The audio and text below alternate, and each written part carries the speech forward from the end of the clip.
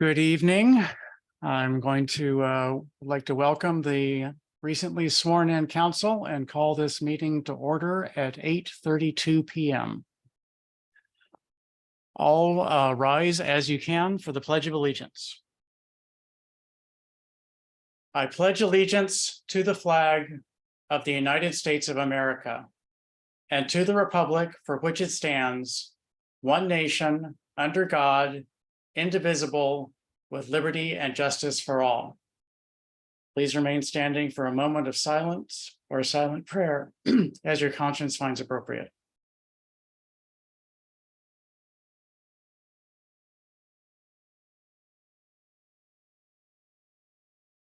Thank you. Please be seated.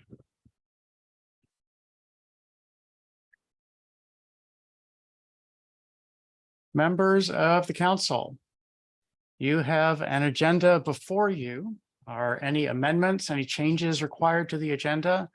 And does anyone have any conflicts of interest for agenda items?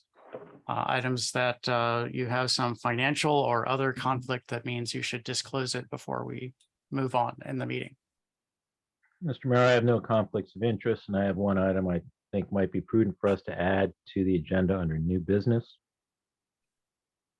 Okay, do you want to officially add it to the agenda, or do you want to just bring it up under new business? I'll bring it up under new business. That'll be fine. Okay. Essentially, it's the notice that Ms. Martin sent to all of us about the public hearing that is tomorrow. Very good. Okay. If there are no amendments and no conflicts of interest, may I please have a motion to approve the agenda as submitted? Motion to approve the agenda as submitted. Seconded. Motion by Councilmember Lingua, seconded by Councilmember Foe. Is there council discussion of this motion? Are there public comments on this motion or on the agenda in general?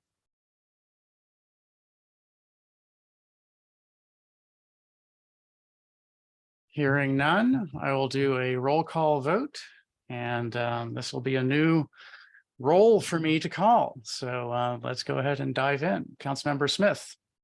Aye. Councilmember Foe. Aye. Councilmember Lingua. Aye. Councilmember Inyang. Aye. Councilmember Mejia. Aye. Councilmember Callan. Aye. And I abstain. The motion passes 6-0. It's nice to say 6-0.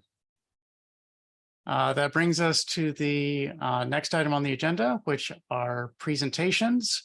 And I'll be reading two proclamations, the first in recognition of Juneteenth.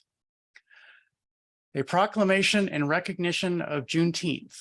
Whereas on January 1st, 1863, Abraham Lincoln signed the Emancipation Proclamation, providing that all persons held as slaves, quote, shall be thenceforward and forever free. And whereas on June 19th, 1865, almost 2.5 years later, Major General Gordon Granger arrived in Galveston, Texas, and announced the end of both the Civil War and slavery.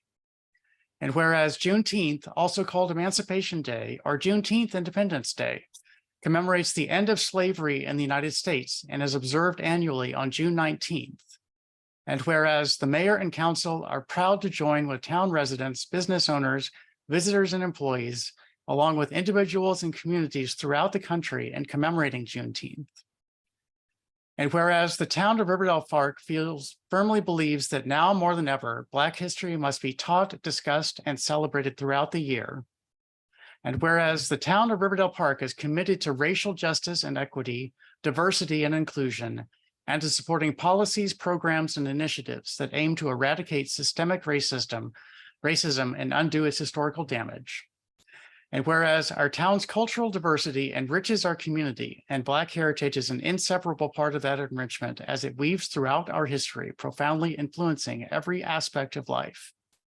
Now, therefore, be it resolved that the town of Riverdale Park and mayor and council call on all town residents, businesses, employees, and indeed all people throughout the United States to recognize, commemorate, and celebrate Juneteenth with appropriate ceremonies, activities, reflections, actions, and programs. Y ahora en español, proclamación una proclamación, el reconocimiento de Juneteenth, por cuanto el 1 de enero en 1863, Abraham Lincoln firmó la Proclamación de Emancipación, disponiendo que todas las personas mantenidas como esclavas serán entonces en adelante y para siempre libres. Y por cuanto en el 19 de junio en 1865, casi 2 años y medio después, el mayor general Gordon Granger llegó a Galveston, Texas, y anunció el fin de la guerra civil y la esclavitud. Y por cuanto Juneteenth, también llamado Día de la Emancipación o Día de la Independencia de Juneteenth, conmemora el fin de la esclavitud en los Estados Unidos y se observa anualmente el 19 de junio. Y por cuanto el alcalde y el consejo se enorgullecen de unirse a los residentes de la ciudad, dueños de negocios, visitantes y empleados, junto con personas y comunidades de todo el país para conmemorar Juneteenth, y por cuanto la ciudad de Riverdale Park cree firmemente que ahora más que nunca la historia afroamericana debe enseñarse, discutirse y celebrarse durante todo el año.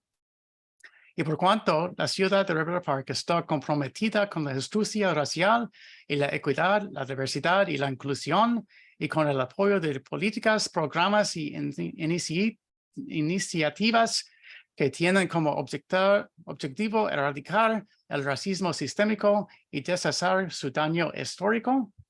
Por cuanto la diversidad cultural de nuestra ciudad enriquece a nuestra comunidad y la herencia afroamericana es una parte inseparable de los crecimiento a medida que se teje a lo largo de nuestra historia, influyendo profundamente en todos los aspectos de la vida.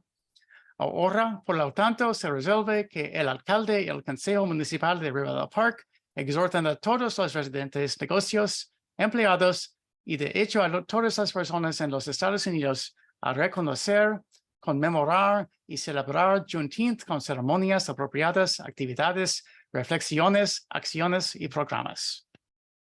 Muchas gracias. Next on our agenda is a proclamation in recognition of Pride Month. Proclamation, LGBTQ+ Pride Month 2023. Whereas the town of Riverdale Park Mayor and Council are honored to join with town residents, business owners, visitors, and employees, along with individuals and communities throughout the country, in celebrating June as LGBTQ+ Pride Month, Pride. And whereas Pride is a time to recall the adversity that the lesbian, gay, bisexual, transgender, queer, plus LGBTQ+ community has and continues to endure, and to rejoice in the triumphs, big and small, of the individuals who have bravely fought and continue to fight for full equality. And whereas the town recognizes the resilience and determination of the many individuals who are fighting to live freely and authentically, and in doing so, they are opening hearts and minds and laying the foundation for a more just and equitable world and giving hope to others. And whereas the town also recognizes that more work is needed, that LGBTQ+ individuals, especially youth who defy sex or gender norms, face bullying and harassment, and are at a disproportionate risk for self-harm and death by suicide, that there is continued violence against transgender women of color, and that the LGBTQ+ elders are now facing a new challenge of isolation as they work to age with dignity.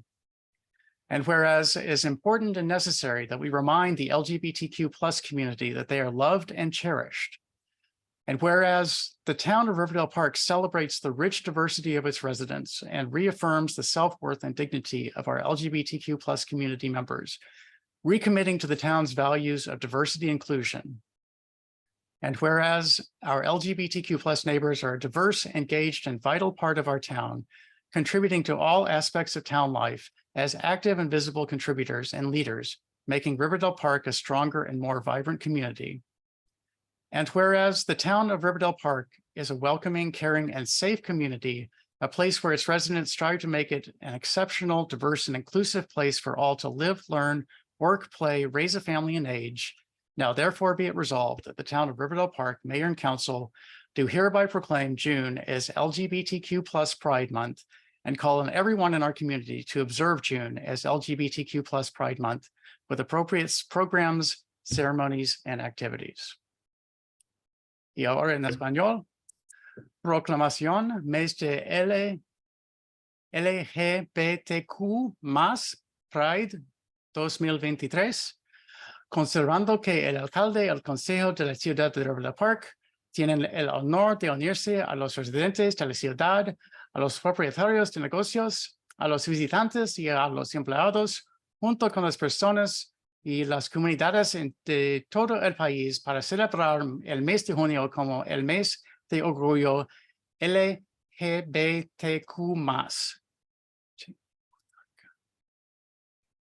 Y considerando que Pride es un momento para recordar la diversidad que la comunidad de lesbianas, gays, bisexuales, transexuales, queer,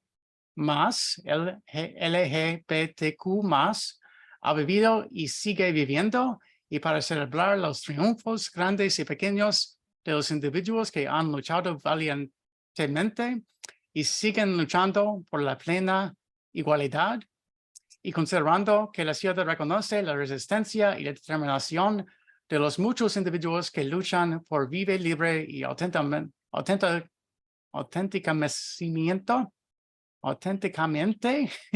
y que al hacerlo abran corazones y mentes y sienten las bases de un mundo más justo y equitativo y dan esperanza a otros, y considerando que la ciudad también reconoce que hay que seguir trabajando, que las personas LGBTQ+, y especialmente los jóvenes que desafían las normas de sexo o género, se enfrentan a la intimidación y el acoso y corren un riesgo desproporcionado de herirse a sí mismos y de morir por suicidio, que hay una violencia continua contra sus mujeres transgénero de color, y que los ancianos LGBTQ+ se enfrentan ahora a un nuevo reto de aislamiento mientras trabajan que envejecerse con dignidad, y considerando que es importante y necesario que recordemos a la comunidad LGBTQ+, que son amados y apreciados, y considerando que la ciudad de River Park celebra la gran diversidad de los residentes, reafirma la autovaloración y la dignidad de los miembros de nuestra comunidad LGBTQ+, volviendo a comprometerse con los valores de diversidad e inclusión de la ciudad, y considerando que nuestros vecinos LGBTQ+ son una parte diversa, comprometida y vital de nuestra ciudad, contribuyendo a todos los aspectos de la vida con la ciudad como contribuyentes y líderes activos y visibles que hacen que River Park sea una comunidad más fuerte y vibrante, y considerando que la ciudad de River Park es una comunidad acogedora, cuidadosa y segura, un lugar donde sus residentes se esfuerzan por hacer de ella un lugar excepcional, diverso e inclusivo para que todos vivan, aprendan, trabajen, jueguen, formen una familia y envejezcan. Ahora, por lo tanto, se resuelve que el alcalde y el consejo de la ciudad de River Park proclaman por la presente el mes de junio como el mes de LGBTQ+ Pride, y hacen un llamamiento a todos los miembros de nuestra comunidad para que observen el mes de junio como el mes de LGBTQ+ Pride, con programas, ceremonias y actividades apropiadas. I don't know how to pull out no church.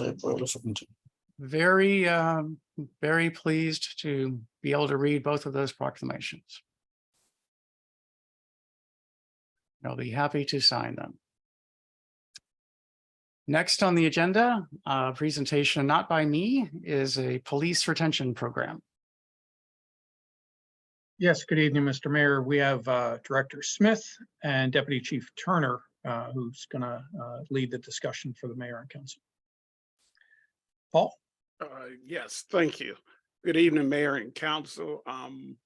Chief Gwicks and Deputy Turner and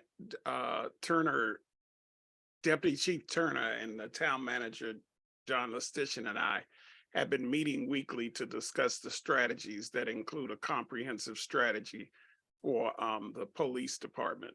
The town recognizes the needs for a strategy to retain highly skilled officers. The plan offers incentives to reward commitment and foster retention. Even though we have worked on a comprehensive strategy, tonight we're going to discuss the retention plan. We believe a strategy to keep qualified officers is necessary in today's job market. The Police Executive Research Forum surveyed 93% of budgeted police positions in their June 2021 national survey. The survey showed a 45% increase in retirement and an 18% jump in resignations over the previous year. The International Association of Chief of Police survey showed that 78% of agencies were having trouble finding qualified recruits. And according to the Bureau of Justice statistics, officers spend 8 months training before they can patrol the streets alone. That means it will take about a year to fill jobs in departments across the country.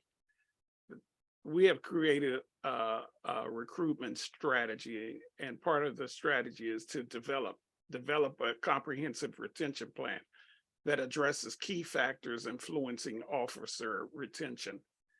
Ensure competitive compensation and benefit package, which we've already completed phase 1 of that, and we will complete phase 2 this year, in the next year. Providing retention bonuses to officers who reach certain milestones or demonstrate exceptional commitment to the department, and enhance community engagement to strengthen officers' connections with the community. And at this point, I'll turn it over to Deputy Chief Turner. Good evening. Could you please switch to the next slide, please? So as Paul mentioned earlier, John, Chief Gwixens, myself, and Paul have been meeting for well over 6 months weekly to discuss the issues with police retention and recruiting. I'm sure as many of you seen or heard from either commercials or signs, police departments everywhere across our region are hurting for applicants, and they're promising hiring bonuses as much as $20,000 to recruit officers from other agencies. So obviously that brought about a need for us to come up with a plan to keep our qualified officers. So on this slide here, you can see it just shows the average age per the, we have actually 24 sworn right now, so that shows our percentage per age. If you could change to the next slide, please. This is a little more important here because this goes by years of service, and it shows the breakdown, which our largest amount has 10+ years. And I would say of those 10+ years, many of them are over 15. And Paul, I believe you mentioned earlier, correct me if I'm wrong, that in the next 5 years, about 33% of the force will be eligible for retirement. That's correct. Okay. So, and like I mentioned earlier, we have agencies like Anne Arundel County, Prince George's County, and they're offering large hiring bonuses to attract lateral police officers. So we've been meeting to try to keep the qualified police officers that we have now. If we could switch to the next slide, please. So through the Governor's Office of Crime Prevention, Youth and Victim Services, we applied for a police retention grant, and the town was awarded a $50,000 grant to support retention activities. The grant is fully funded. The town does not have to match any of the funds. You know, obviously, we're happy to get this as a start. It moves us in the right direction. Because as I said, I'm sure it's not just in police work, but everywhere people are hurting for applicants. We had a position open last year for 6 months, and we couldn't fill it. So, and I believe, John, were you going to say something else on this? Yeah, so just a few thoughts. As Paul and Rob have framed, this is something that affects all departments. And it is much more cost effective and efficient and effective operation of a department to retain the qualified folks we have. And as Paul mentioned, compensation is a part of that. And that the council, in approving the fiscal 24 budget, has taken a large step there. And we're going to continue to evaluate some the benefit side of things in the fiscal 24.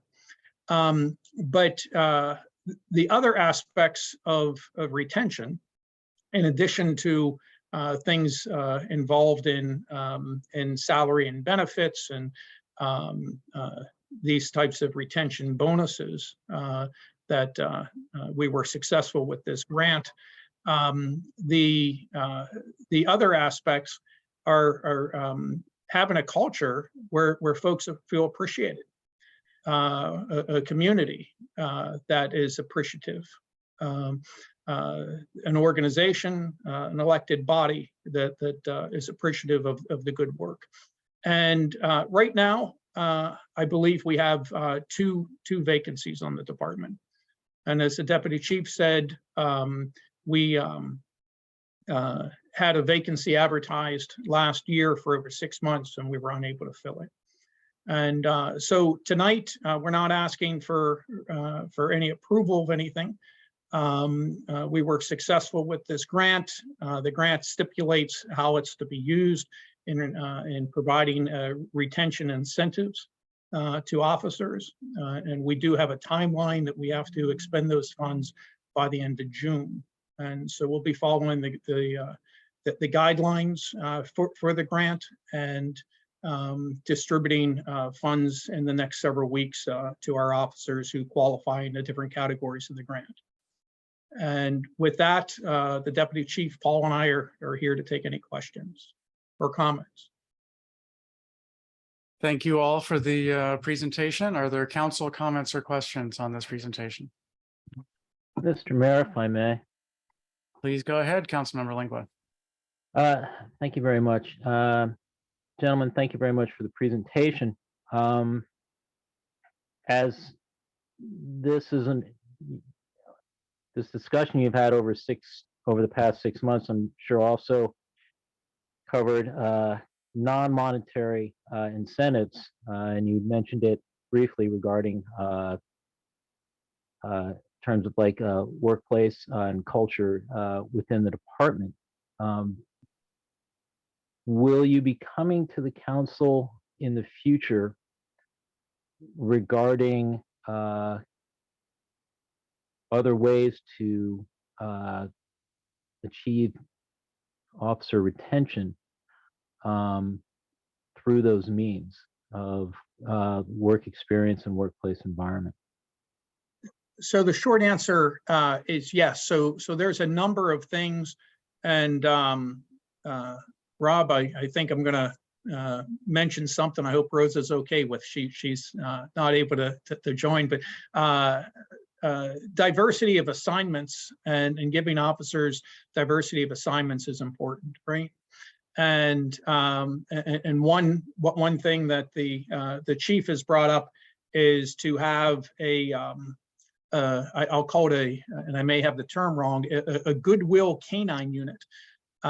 So it's not a traditional canine unit. It's kind of like an ambassador. And there's a program where puppies are raised by inmates, and then the dogs can work with officers on community relations and that sort of thing. And so that's a program that we're exploring. And that's good for the community. It builds community ties, and it's also diversifies assignments. So that's just one example, Councilmember Lingua. But there's a variety of things that we're doing as an organization and as a department to make this even a better place to be employed. I will add that tonight we're talking about police because there's uniqueness here. as opposed to, we want to retain all employees. But we in the police department, we are faced with not just competition for recruitment, but there's no way we can match the recruitment incentives. And actually, the district is now up to $25,000 to sign with the district. Fairfax County is up to $15,000. And the town simply can't compete with that. So the short answer is yes, Councilmember Lang. Thank you very much, Mr. Lustician. I'll just a brief follow-up. Well, I'll save that. I'll let others weigh in. And perhaps later I'll ask. Thank you. Thank you, Councilmember. Are there additional council comments or questions? Mr. Councilmember Smith, I see your microphone is unmuted. Go ahead. Yes, regarding the vacancy that went unfilled for 6 months last year, what was the impetus for that vacancy? Like, did we have a retirement? Did someone leave for a different department? I don't recall. So, someone left for a different department. Okay. Okay. And then, Mr. Town Manager, you mentioned that you are having, just so I heard correctly, similar meetings for retention in other departments? Well, Paul and I meet to talk about retention generally, and a large part of that has been focused on competitive salaries, benefits. We're reevaluating our healthcare benefits and that for next year, and cultural type things that we're able to do to make people want to be part of us, continue to be part of us. And we're a good employer. So we continue to have those discussions, but it's really, tonight is about the police department, because we have really unique challenges here. We don't have folks trying to, or our competitors, I'll say, offering $5, $10, $15, $20, or $25,000 sign-on bonuses. You don't have that in other areas of government work. Okay, and is there anticipated that there'll be a request for further funding for retention, or is everything going to be covered out of the 50K state grant? I think this is a good step. And then we're going to continue our staff meetings, and we don't anticipate asking for any budget modification, if that's the question. So we don't anticipate that, but we may look to incorporate something in fiscal 25. Okay, thank you.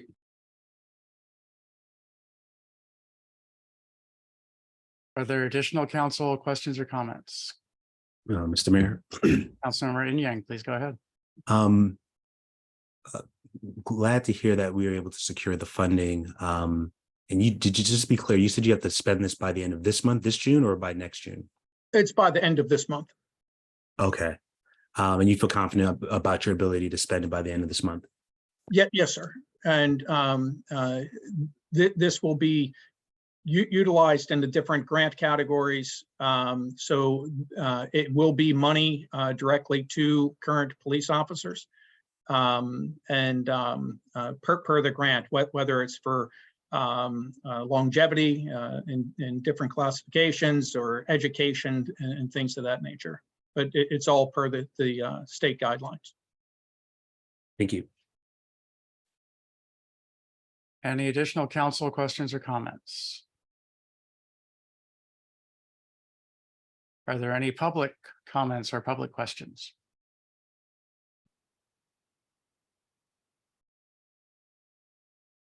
Seeing none, thank you for the presentation. I actually don't have any questions or comments on this at this time. So thank you for the presentation. Thank you, Mr. Mayor. Okay, the next item on the agenda is my report. And I'm going to start out just by welcoming the new council. Many of you have been here for a while. Councilmember Lingua for longer than I have.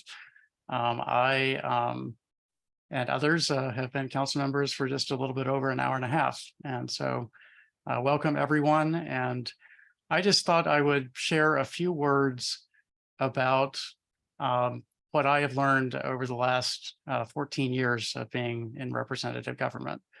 And the sort of central piece of that, and the town manager and I discuss this often in our weekly phone calls, is seeking balance.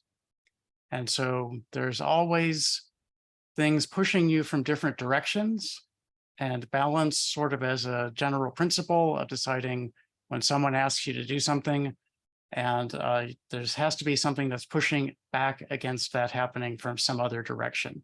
And so seeking that out and thinking about the fact that you want to balance, you want to take different opinions into account, you want to take different perspectives into account. And just as a few examples, programs versus budget. We have a limited budget and we want to have a lot of programs. We want to do a lot of things. Have to balance the programs against the budget. A little bit more difficult one is the community versus individuals. There will be people who come to council meetings or talk to you, and they have something that is bothering them as an individual.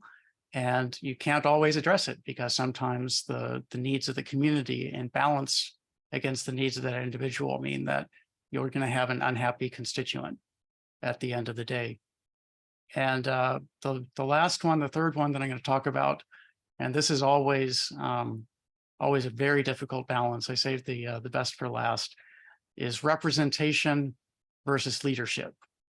So we've all been elected to represent our constituents, to represent their interests here. And so there's an idea that you could just listen to what your residents are saying and say, well, this is what they want, and that's what I'm going to do. But the balance against that is leadership, because sometimes they may think that they want something, but in fact, there might be something better that has a little bit of work, a little bit of suffering before you get to it. And that's what leadership is about, is talking to them individually and as a group and convincing them that maybe they want to do something different than they initially think. And that's a very important piece of this balance to get correct. And it's something that I encourage you all to think about constantly. Whenever you are faced with a decision on voting for something, whenever you're reviewing legislation, anytime to think about balance, think about, what each decision means for different people, different communities, and try to create some balance in your thought process. Moving on, I was very pleased to be able to observe Memorial Day last month. As I try to do every year, I apparently missed last year. I generated some video remarks, and those are available for anyone who wishes to watch them linked on the town's website. And in those remarks, I recognized specific individuals who throughout history have made the ultimate sacrifice, which is the point of the Memorial Day holiday and celebration and observance. And so I encourage you to watch that. And I was also pleased to lay a wreath with the assistance of members from our police department on the Veterans Monument on the day at 11 a.m. on Memorial Day. Moving on again, I do not have a list ready this evening. I am tasked by the charter and by the code with establishing committees. There are committees that are required by the town code, and then there are ad hoc or created by previous council committees with focus on different topics. And I'm going to generate at the request of previous council, I'm going to try to generate a list of what each committee has done historically and things that they might do in the future, which might be a little bit different.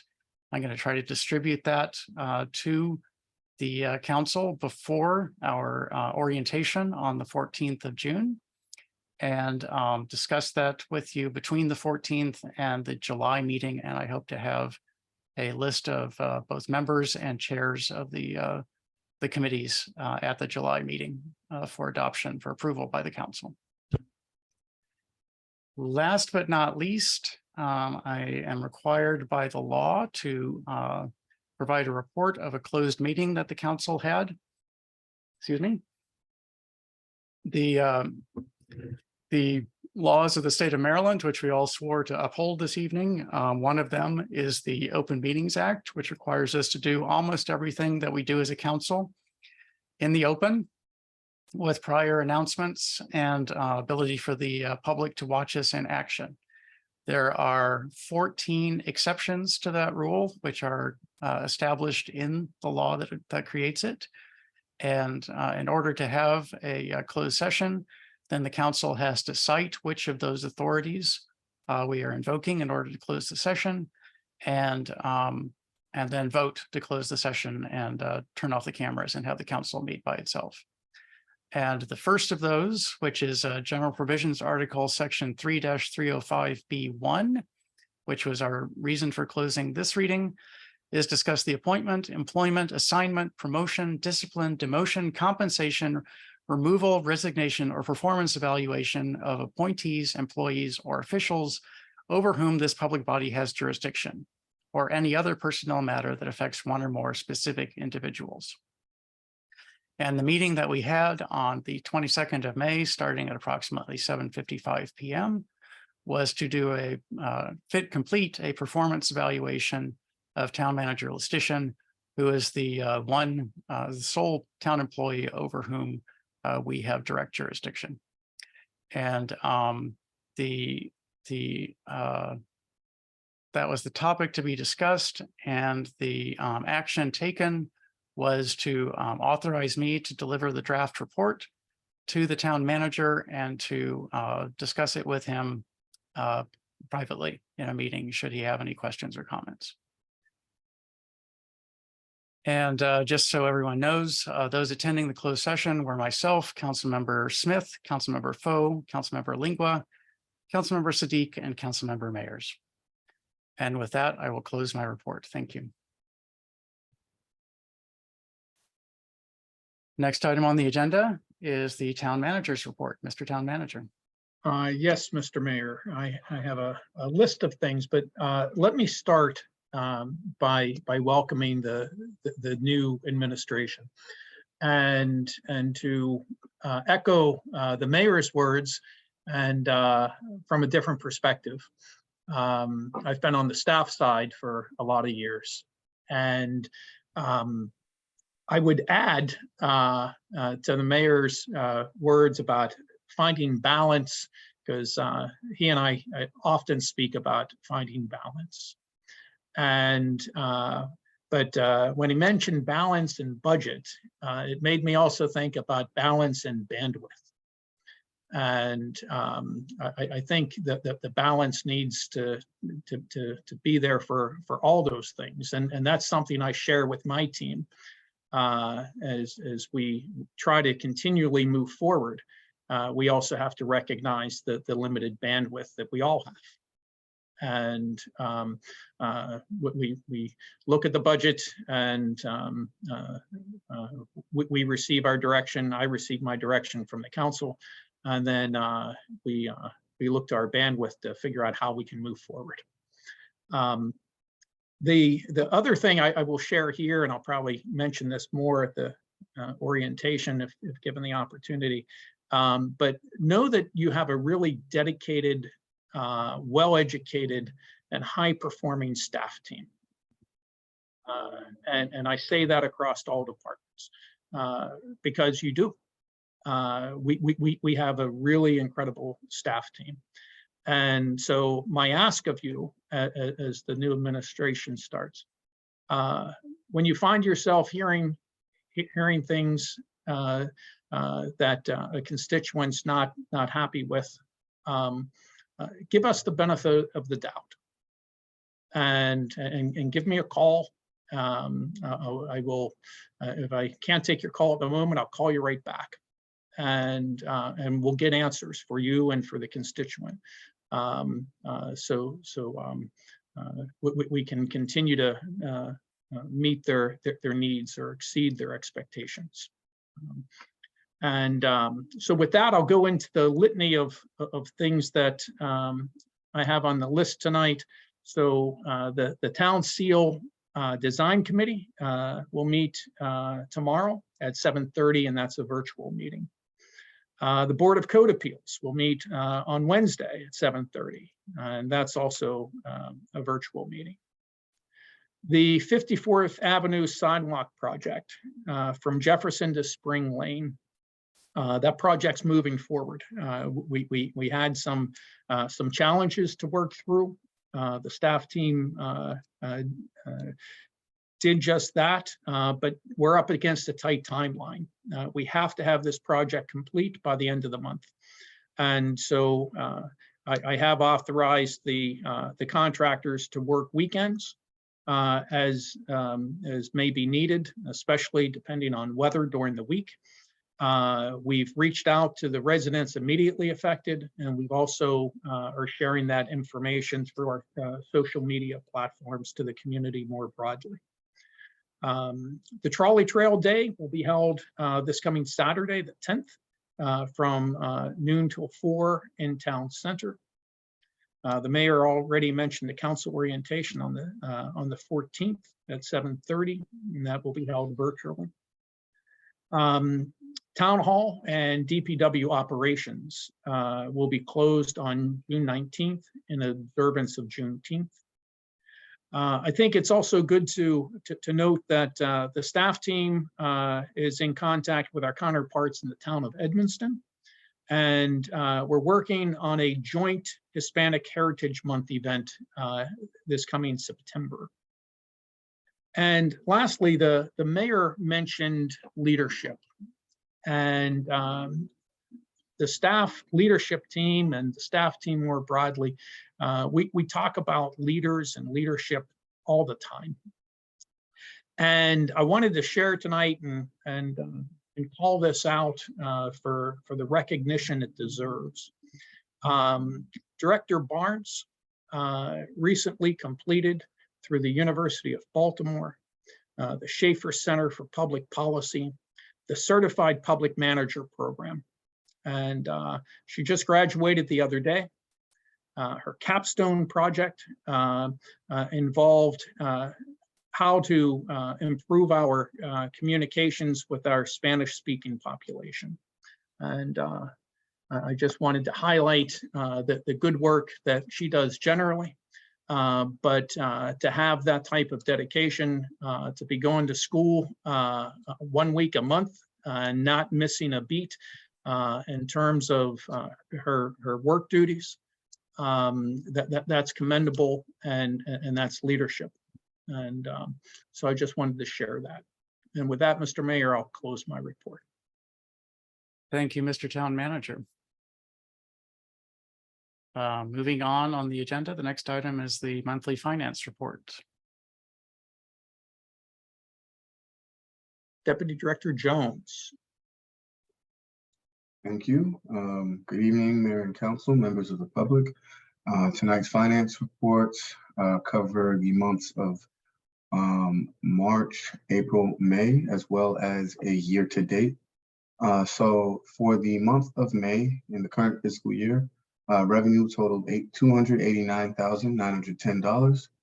Expenditures totaled $547,622. And we had a revenue net expenditure for the month of May of minus $257,712. We look in the previous fiscal years for the month of May, fiscal year 2022, revenue was at 326.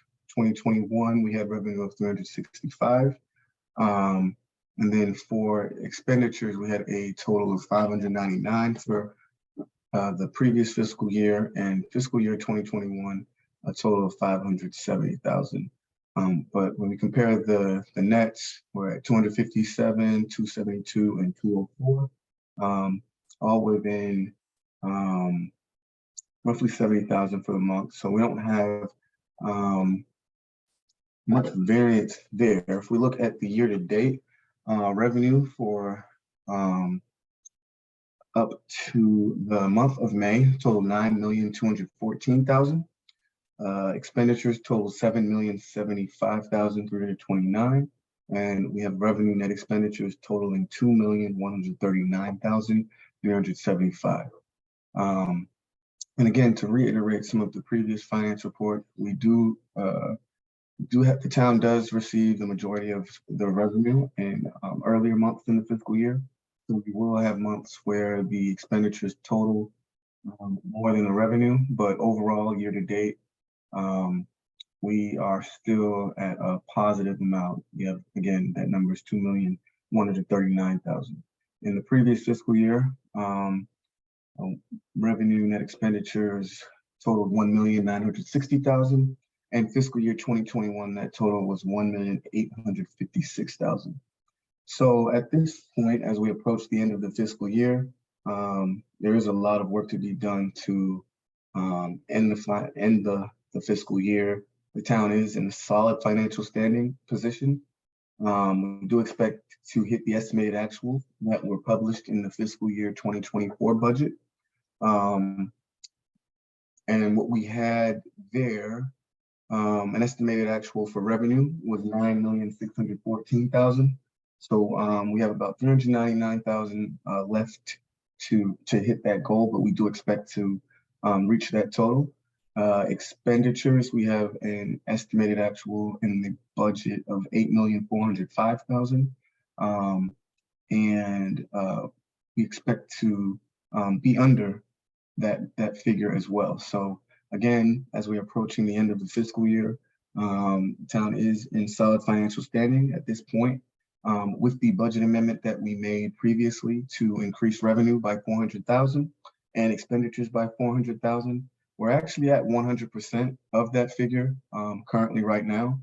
And we're at 77% of expenditures. So again, the town is in good financial standing, and we continue to monitor spending as well as monitor our revenue as we approach the end of the fiscal year.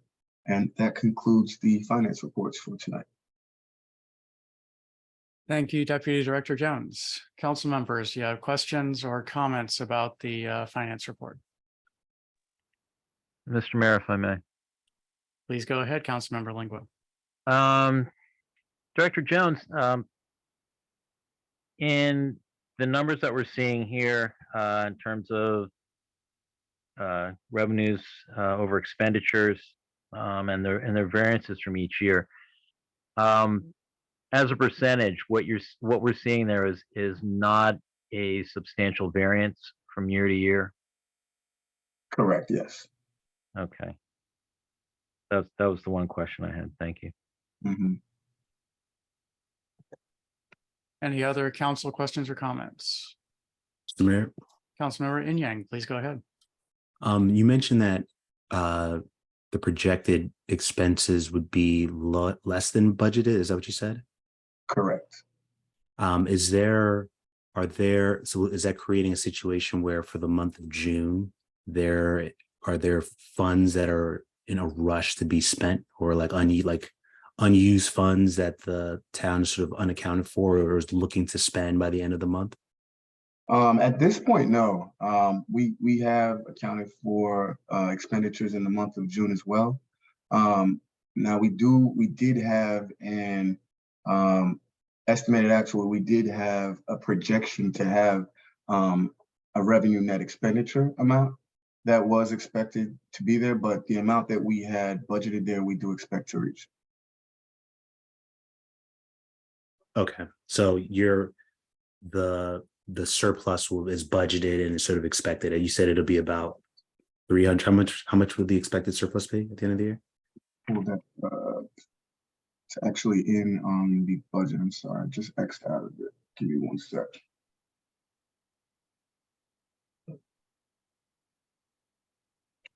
And figure. I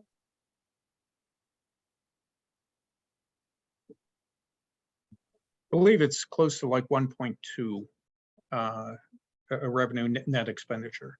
And we, just so the new council is aware, we anticipate that, so we have funds to then move forward to pay for CIP, capital improvement in the following year, as well as to have funds that can go to economic development and community development through transfers to run our various programs.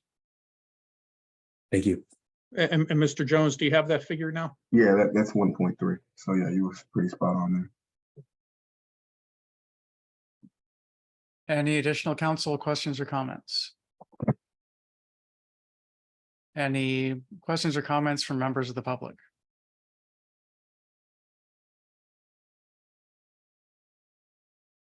Okay, thank you. Deputy Director Jones, I wanted to thank you for explaining the fact that the revenue comes in a couple of big lumps. And so we have many months that expenditures do exceed revenues, and that's expected just based on the way we get our money. I would have asked you about that otherwise, so appreciate you taking the question away from me. Moving on, next item on the agenda is the correspondence summary. Mr. Mayor, point of order. Oh, yes. Mr. Mayor, I'd like to make a motion to adopt the finance report subject to audit. Second. Motion by Councilmember Lingua to adopt the finance report subject to audit, seconded by Councilmember Smith. Is there any discussion of this motion?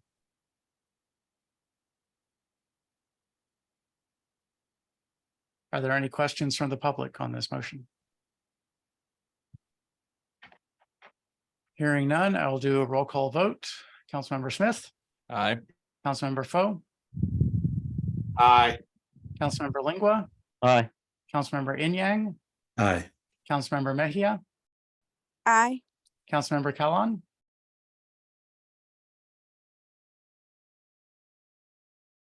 Councilmember Kalan, you are muted. You need to unmute if you can.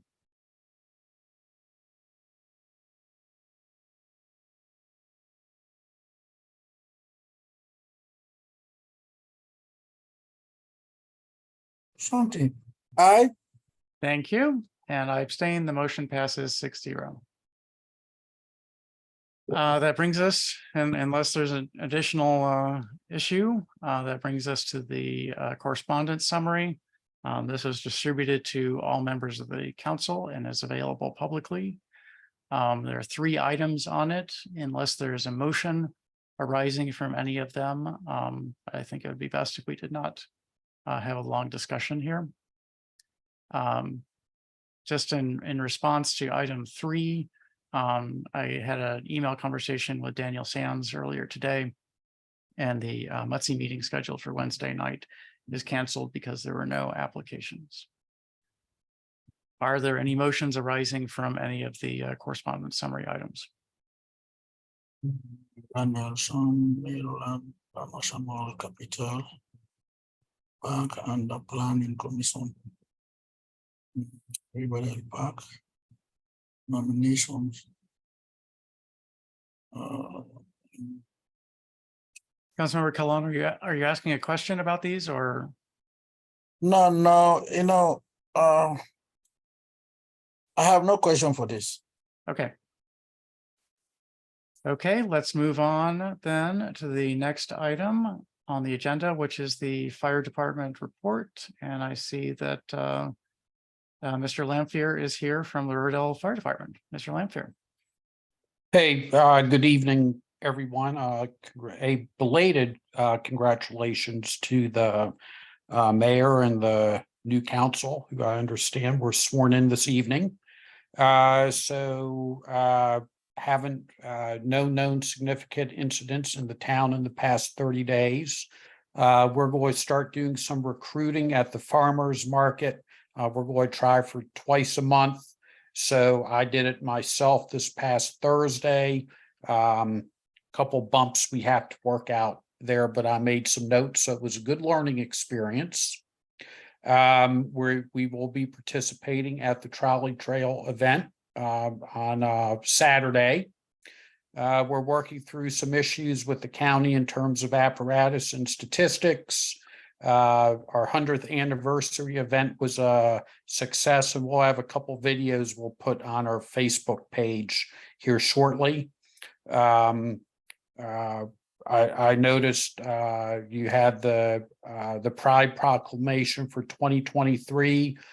We participated in an event in 2022 at the request of some of our members, but we continue to deal with some of the negativity related to participation at that event. We've been chasing down Facebook pages, and a new Facebook page popped up Saturday. When we get the others, either you report the posts to Facebook, etc. So we've had some challenges with that, unfortunately. And then finally, we'll be working with town staff over the summer to update a couple of the fire-related chapters in the town code. It's something we talked about immediately before COVID, so late 2019, and that got dropped, so we'll get back on track with that. And I'm available for any questions. Thank you, President Lampier. Are there any questions from the council? Mr. Mayor. Please. President Lampier, thank you for being here tonight. What is, as always, could you elaborate a little bit more about the issues with the county that we're having? So we have a couple things in terms of replacement apparatus, approval for it, how the funding process will work. We also have a pickup truck that's been out of service that we need to we're attempting to address with the county, and the other piece of it is statistics. The county gathers a lot of data, call load, response times, in-service time, out of service time, etc. And it is very difficult for us to get them to make that data public. So that's in a public, I'm certainly glad to talk to people offline, but in a public forum here, I want to be careful getting into too much detailed discussion. And Mr. Mayor, may I add Please. something? Please go ahead. So Steve and I have met along with several members of the staff team, as he said, and we do have a meeting that's going to be scheduled, I believe, right, Steve, with the county? Yes, sir. Yeah, so there is a meeting that's going to be scheduled with the top administration with the county fire department, and I think that's just good to know that that meeting is going to be occurring, and we'll be able to provide, Steve will be able to provide, and the town will have a better understanding, I'll say it that way, after Steve gets the information he needs, hopefully at that meeting. Thank you, Mr. Town Manager. Are there additional council questions or comments for Mr. Mayor? Yes. Oh, you have more?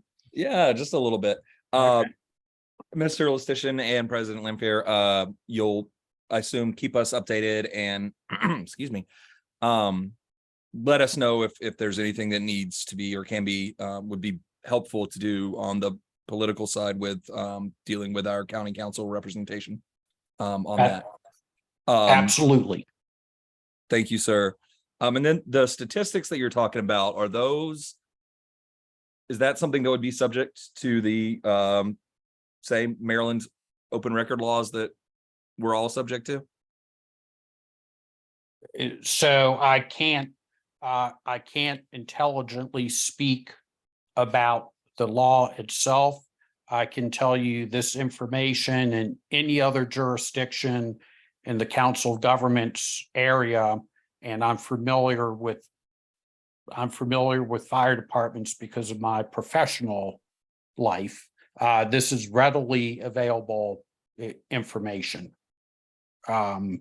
most jurisdictions publish it, et cetera. So it shouldn't be, it should be readily available, but I don't want to, Sure, understood. like I said, speak to the legalities of open records. Understood, and I appreciate that. Yep, I mean, I'm not familiar with the statistics you're referring to either. But it would seem to be something that would be subject to those laws. So I just as said previously, would thank you, President Lampier, and Mr. Lustischen for keeping us updated on how that meeting goes and if we need to take any action, because like you said, that stuff should be just available to the public.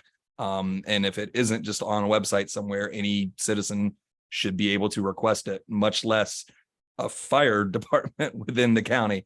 That seems pretty critical to have those numbers. And then lastly, in terms of the friction that you've experienced for participating in Pride, I'm just to be sure I understood correctly, that's external issues, not issues within the town. Yes, external. Do I know if any of the? I mean, within the fire department itself, town employees, et cetera. Oh, it's all outside of that. Okay, cool. Oh, absolutely. Understood. Yeah. All right, Thank you. Are there additional council questions for President Lampier?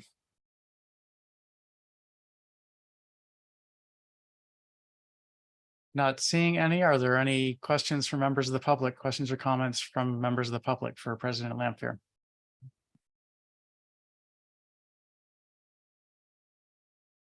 I'm not seeing any hands go up or microphones unmuted. So thank you, President Lampier. It was good to see you. Good to get this report. And as Councilmember Smith said, I look forward to hearing more in the months ahead. Thank you, Mr. Mayor. Okay, now we go on to the council committee and ward reports. And this is where you, as each council member, is allowed to speak about anything going on in their ward. And once you have committee assignments, you can talk about anything that was just discussed or you would like to discuss under your committee assignments. So I go through ward by ward, and I will start out with Councilmember Smith, Ward 1. Thank you, Mr. Mayor. Just to add to that, this is one of my favorite parts of the meeting. As I like to joke to my friends, it's time where I get to say whatever I want and people have to listen, which doesn't always happen, especially, you know, with my kids and whatnot. So thank you all for listening to my raspy voice tonight. Welcome, new members of the council. Glad to have you here. As the mayor said, glad to have 6 people count for a vote tonight. And thank you, Mr. Mayor, for the refresher in Burkean democracy. We could all use that every now and then. Hope everybody is able to make it out to Trolley Trail Day and patron some of the wonderful Ward 1 businesses at the town center, and maybe make your way up the trail to Ward 4 as well. Really excited about that. And then just as we look to expand micromobility around town, and as a personal story that I told some of you at the swearing in, I was in America's second greatest municipality last week, which is Denver, Colorado, to go see America's best basketball team. Go Nuggets. And using a scooter, I had some issues, not with my operation of it. I don't want to get into all the details and bore people, but had an accident, got thrown into the street, got some nasty bruises and all that. So as we expand micromobility, which we should absolutely be expanding micromobility, just encourage everyone to stay safe. If you have a helmet, wear it. I was not, but thankfully I'm okay. Yeah, just look out those things. Just because they only go 12 miles an hour or whatever, it doesn't mean they can't be dangerous. So stay safe. Thank you. That's all I have, Mr. Mayor. Thank you, Councilmember Smith. Councilmember Foe, Ward 2. Good evening, everybody. I've been relegated to the attic this evening because of visitors. So I apologize if my front lighting isn't what it should be. I think Mr. Town Manager talked about our own proclivity or our own desire to try and do more than we are capable of and finding stable ground. I am right now struggling to finish the school year. It has been incredibly difficult. So my remarks are not prepared this evening. First, an incredible start to the meetings. When you're talking about a month that has Juneteenth, Pride, and the end of the school year, I think that is a remarkable month. I want to celebrate wholeheartedly with all of those that are celebrating these events this month. Secondly, and finally, to our new council members, the best word of advice that I can give you is get to know your other council members. It makes our dialogues significantly improved. And as the town manager said, our town staff is second to none. And everything that I have done as a council member has been through other council members and with the assistance of other council members and with the assistance of town staff. That is the only way that you are going to get things done and get them done to the quality level that we have seen, or at least I have seen over the past 6 years. I'm sure that the mayor or Councilmember Langbrook could speak to what it was like prior to that. But with that being said, congratulations to all. I am excited about getting the opportunity to know you personally and get the opportunity to work with you. So thank you. Thank you, Councilmember Foe. Councilmember Lingua, Ward 3.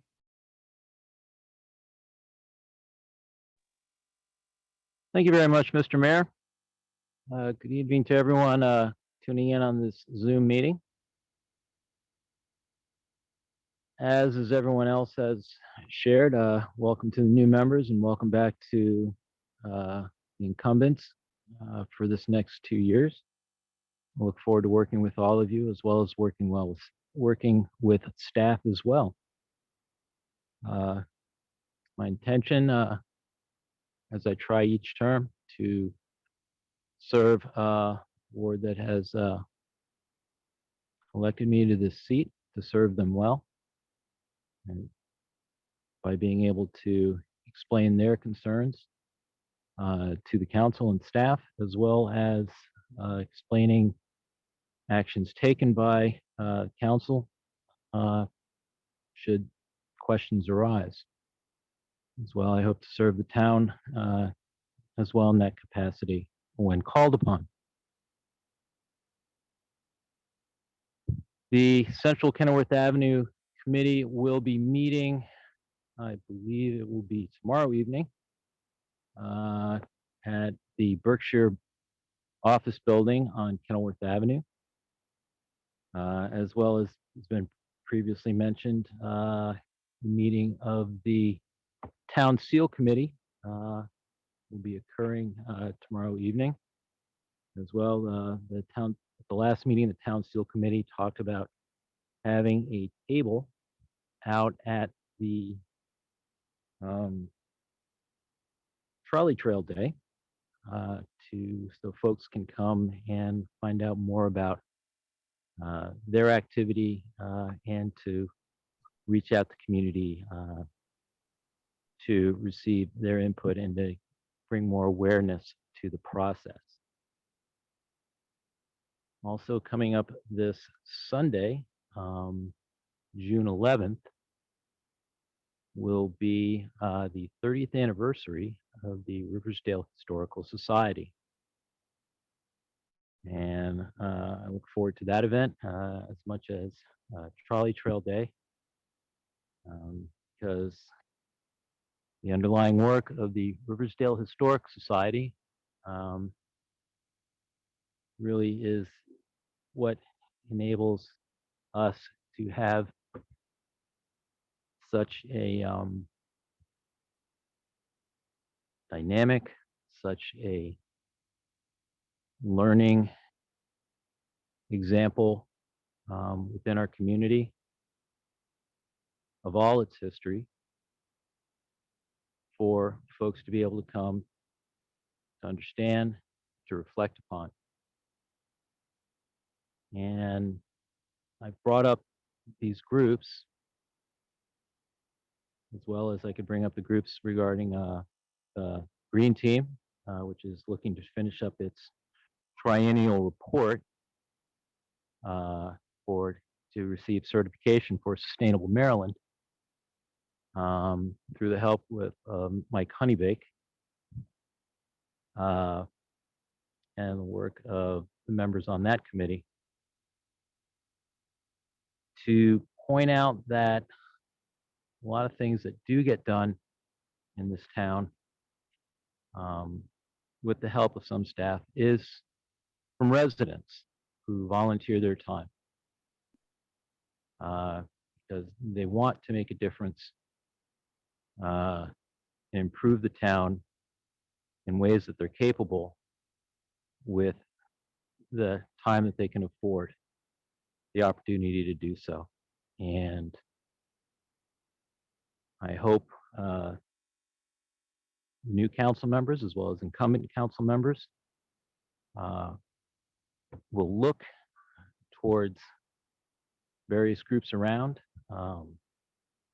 consider volunteering some time, yes, outside of role as a public servant, and to encourage others who you feel may be able to make a contribution to this community. The only way that we're going to really be able to punch above our weight is by beginning more folks to help chip in, because it's going to be all of us pulling together to be able to achieve what it is we would like to see in this community. With that, I will conclude my report. I wish us all a very productive 2 years. Thank you. Thank you, Councilmember Lingua. Councilmember Inyang, Ward 4. Thank you, Mr. Mayor. Reflecting on what to say, I think 3 words come to mind. I am excited, encouraged, and energized. I would say excited and grateful for the honor to represent Ward 4. As you were reading the Juneteenth proclamation, it's not lost on me. I am my ancestors' wildest dreams in a lot of ways. So being able to sort of serve in this capacity is definitely something that's exciting as well as grateful. Talking to a lot of residents, I think I'm definitely encouraged about the willingness to collaborate. It was exciting to see how many people are willing to participate, though they're not sure how. And I think we have an opportunity to bring folks along and engage in a way that they may not have in the past. And so capitalizing on any new cachet that may have been given or granted, I look forward to taking advantage of that. And then lastly, energized to do the work. It's not lost on me also that there's a talented group of folks from the town staff, as well as my other colleagues in the council. And so energizes me to be able to reach out to them. I look forward to getting to know you all. I'll set up time over the next few weeks to try to pick your brains on a couple ideas that I have. I'm going to get to know what your priorities are, the history and folks who've been here longer than I have. I look forward to hearing what has gone well and what has not gone well. I had a goal when I sort of ran, especially when I saw the new ward map I know legally, in order for a ward to be a ward, you have to be able to walk the entire ward. And though I can legally do it, I can't do it safely. And so I dream of a day that I'll be able to walk all of Ward 4 safely, and my resident and fellow residents will be able to as well. So it's definitely top of mind for me. I love the advice earlier that was given about that balancing act between, serving relaying information as well as leadership and balancing priorities. That's food for my soul, and I appreciate that. And I look forward to, if anything, playing the role of trying to push us to do more when we think we can't, and knowing that even if we fall short at the end, I'm sure we'll be better off than we would have had we not tried and strived. So I look forward to it. And I appreciate all the kind words and looking forward to getting to know all of you in the next coming years. That's all I have. Thank you, Councilmember Inyang. Councilmember Mejia, Ward 5. Good evening. I have no report for this evening, but I'm happy to have all of us back together as a council, and welcome. That's it. Thank you, Councilmember Mejia. Councilmember Kalan.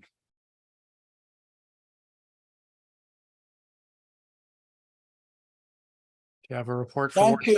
Thank you, Mr. Mayor. I will say thanks to all my council members.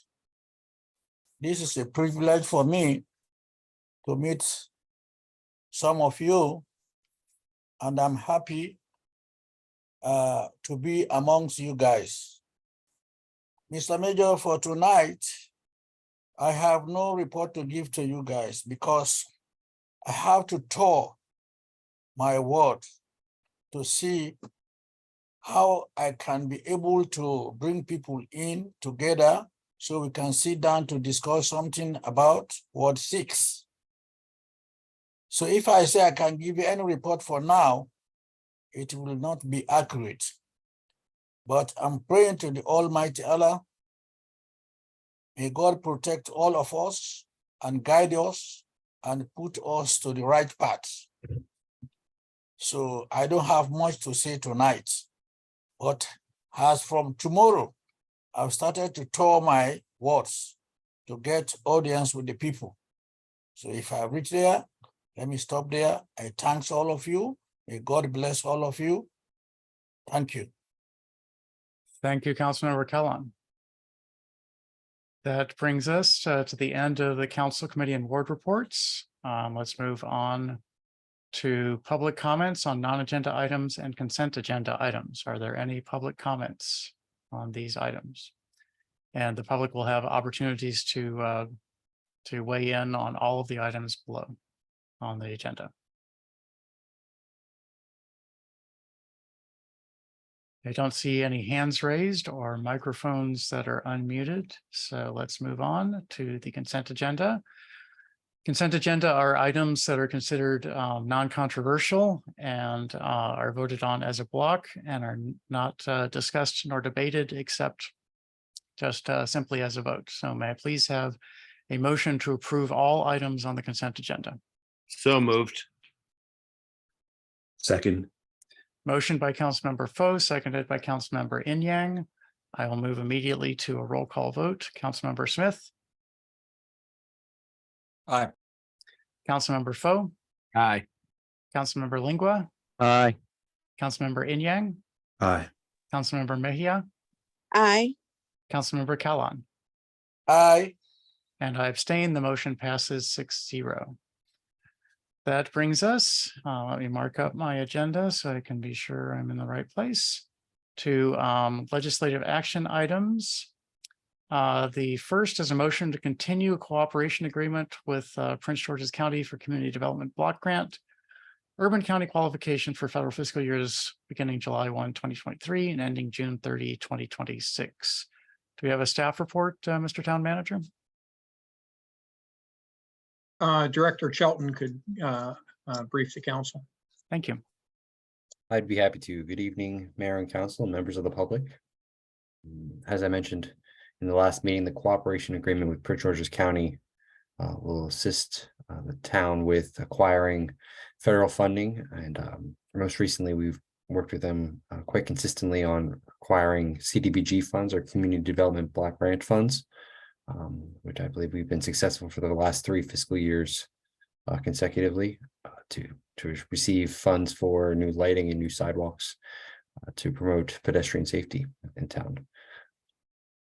And the agreement here with the county, which has pardon me, which would allow the town to continue as a unit of a general local government, would allow the town to apply to the county for the federal funds, and the county would handle some of the logistics behind the federal funds and the acquisition thereof. So it's staff suggestion that we continue with this agreement, and I'm happy to answer any questions about the agreement, should there be any.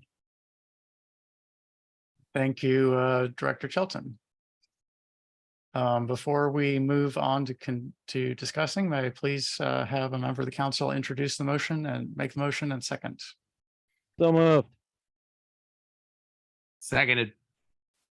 Motion by Councilmember Lingua, seconded by Councilmember Foe. Is there any discussion of this motion to continue the cooperation agreement?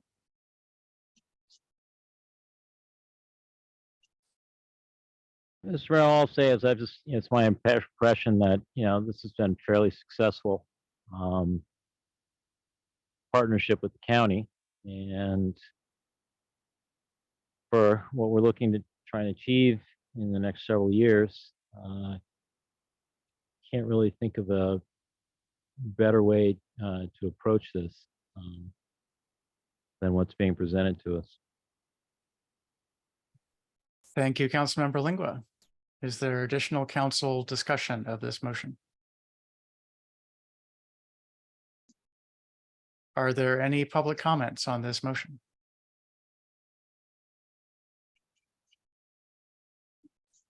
Okay, let's do a roll call vote. Councilmember Smith, Aye. Councilmember Foe, Aye. Councilmember Lingua, Aye. Councilmember Inyang, Aye. Councilmember Mejia, Aye. Councilmember Callan, Aye. and I abstain. The motion passes 6-0. Let's move on to the next legislative action item, number 2, motion to authorize the closure of Town Center parking lot from 12 a.m. to 6 p.m. on Saturday, June 10th, 2023 for Trolley Trail Day. I think we all understand this, so can I please have a motion to make this motion to authorize the closure? So moved. Seconded. Ooh, don't know who got the second there. Councilmember Inyang made the motion. I didn't even see exactly who was lit up. I think Councilmember Foe got the second. Is that correct? You are correct. Okay, very good. We have the motion on the floor. Is there any discussion of this motion?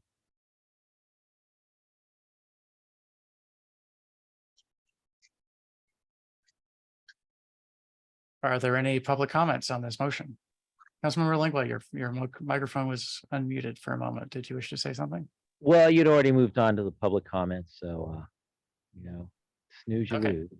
Okay, Mr. Mayor, yes, I have some comment here which I want you to clarify for me. okay. You said the center parking lots from 12 a.m. to 6 p.m. on June 10, they're going to be closed. Why is closing from 12 a.m. to 6 p.m.? So I won't necessarily speak for staff, but the idea is that if you close at 12 a.m., then the parking lot is empty the next morning, and you can set up tables and so on in the morning for the event. And so that's just time to keep the parking lot. As some people are leaving from businesses that may still be open at 12 a.m., then they will be leaving a parking lot that's closed, and we will not have vehicles parked in the parking lot the next morning.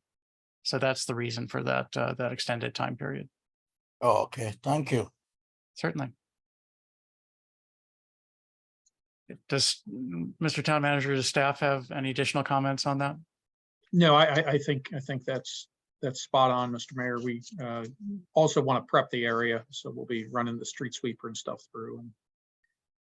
And Okay, thank you. Are there any public questions or comments on this motion to approve the closure of Town Center parking lot? Seeing none, I'll do a roll call vote. Councilmember Smith, Aye. Councilmember Foe, Aye. Councilmember Lingua, Aye. Councilmember Inyang, Aye. Councilmember Mejia. Did we lose Councilmember Mejia? There she is. Councilmember Mejia, you're muted.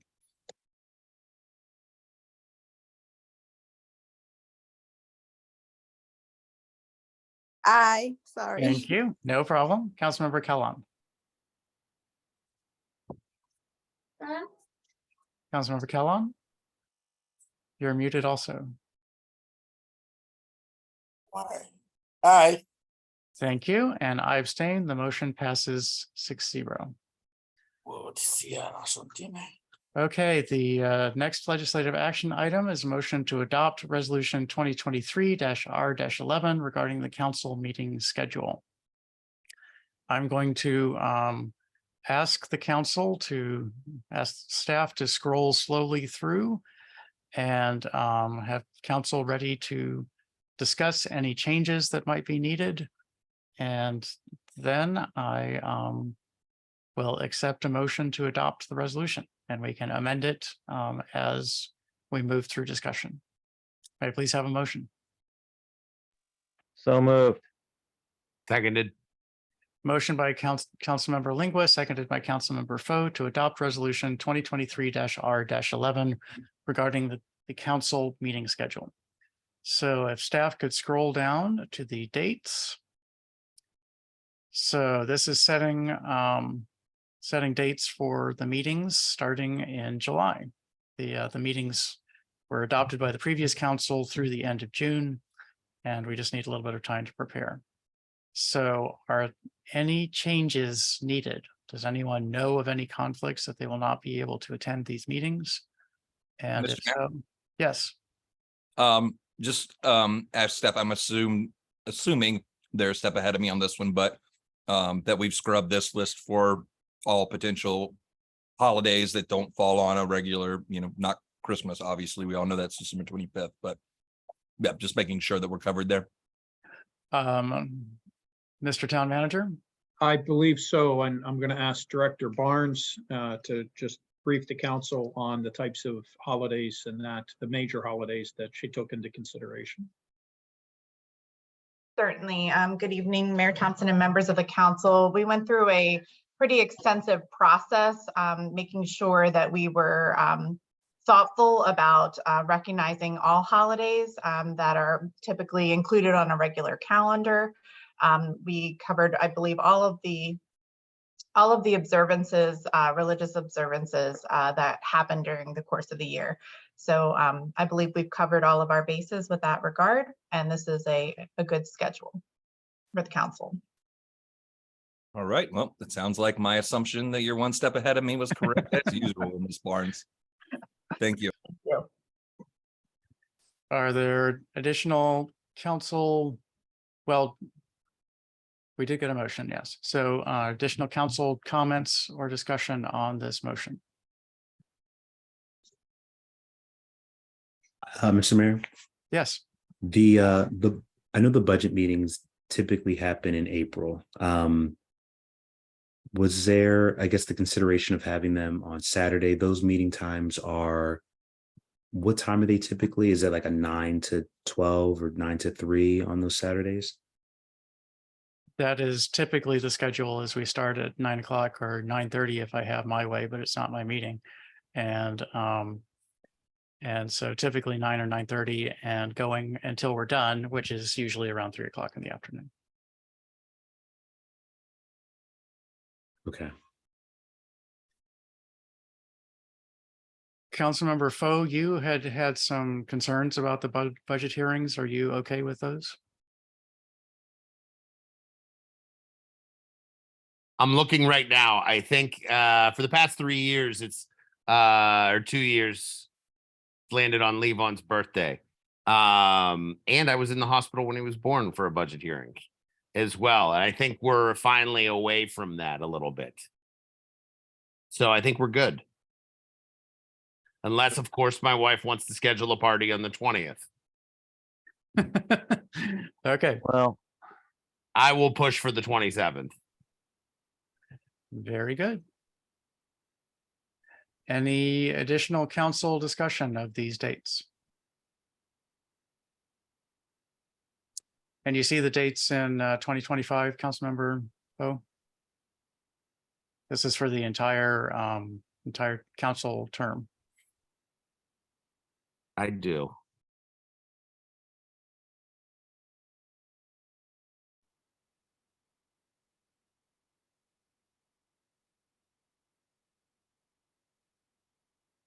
And you're okay with those?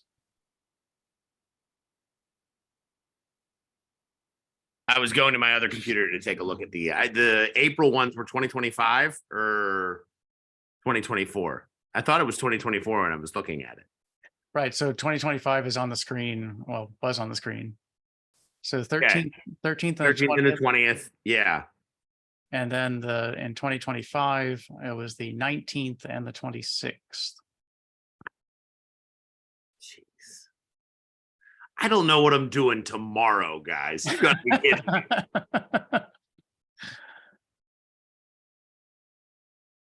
Well- well, this has been our packet for the past few days to look over and read.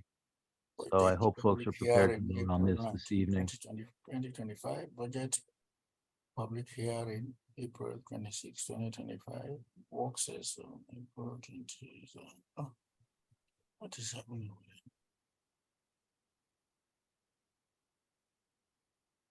Okay, if there's- What were the dates in that? I appreciate that, council member. I've had some technology issues, but the tone is appreciated. Thank you.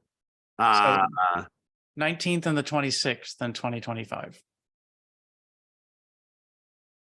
Yeah, those days are probably, one of those days would be his birthday party as well.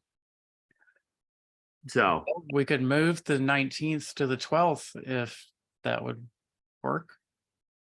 Or you could move the 26th to the 12th. I think the 26th to the 12th would probably be better. Is that acceptable to other members of the council? Well, No objection. Is there a conflict on the 12th? Like it's Easter weekend? I was going to ask Mr. Mayor if we could have Director Barnes just advise the council why these dates were selected. Thank you, Mr. Lustician. 12th is Passover. Correct. So the month of April is very difficult with regard to scheduling for these public hearings, because of course you want to give time for the budget to be introduced or at least presented to the council at the first legislative meeting.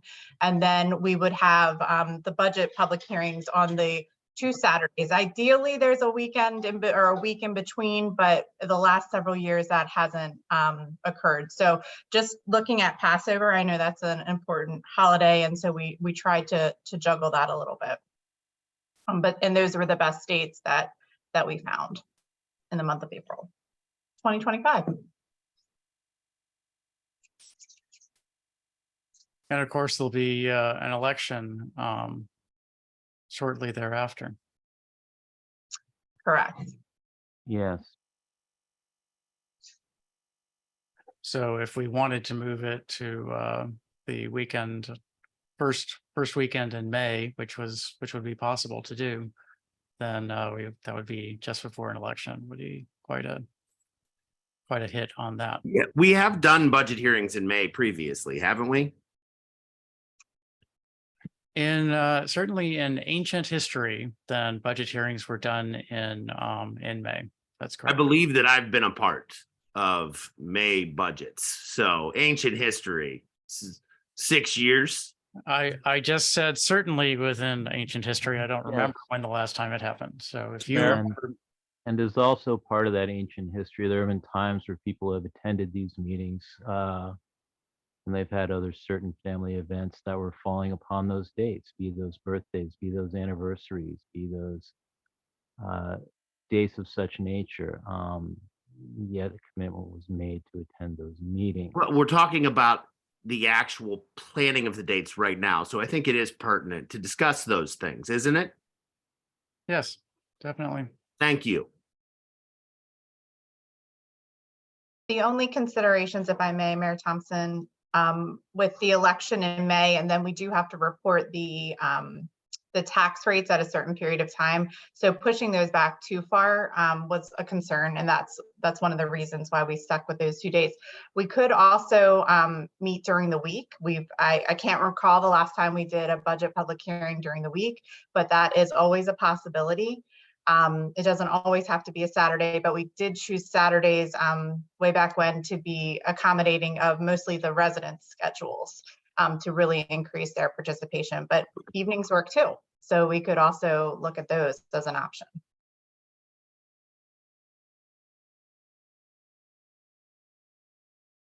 I would steer clear of weekday budget hearings. I think it would be a great addition if we considered at least shortening something on Saturdays, potentially to move it to the week. I know family events shouldn't get involved or shouldn't determine this, but it's my son's birthday. And we've had 3 straight budgets on my son's birthday. Mr. Mayor, how many anniversaries have you had on budget hearings?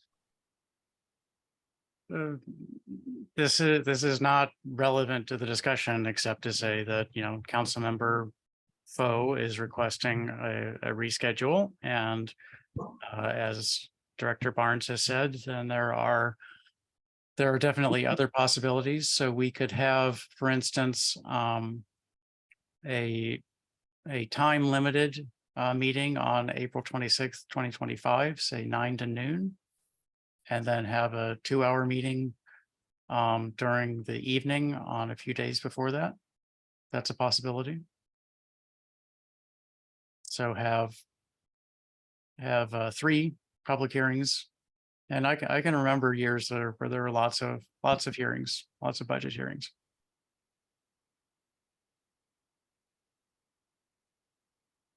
So I mean, this is the draft schedule, and we need to if people have conflicts, including family conflicts, then I'm good with adjusting it in order to work around those if it's possible. But the council has to decide as a whole. Mr. Mayor. Yes.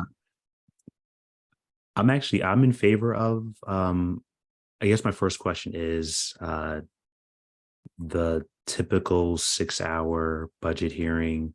I believe I've attended a few, and I believe that they are just sort of getting through the budget takes about that amount of time, about 12 hours over 2 days.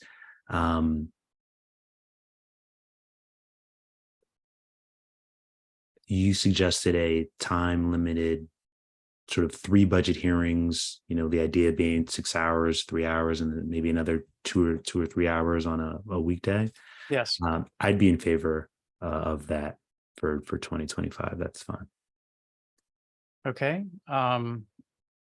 Staff, is there an evening in that week before the 26th that would work? The Tuesdays and Wednesdays tend to be better than Mondays and Thursdays for most people. Good on Earth Day. So 26, 25, that would be the 24th or the 23rd of April. Are there any conflicts with those dates? I mean, my preference would be the 24th, but the 23rd would be a weeknight, so I would be limited in what we could celebrate in that time anyways.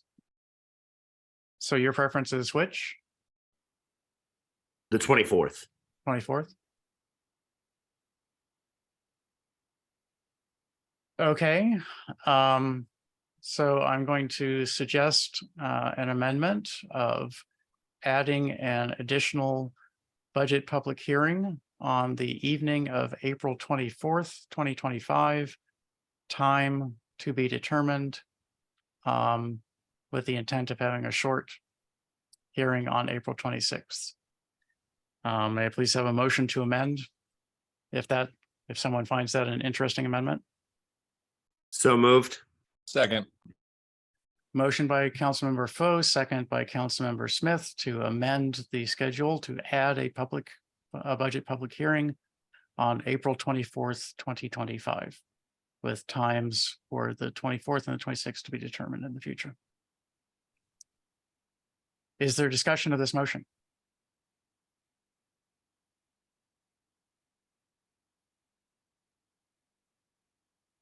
Are there public comments on this motion?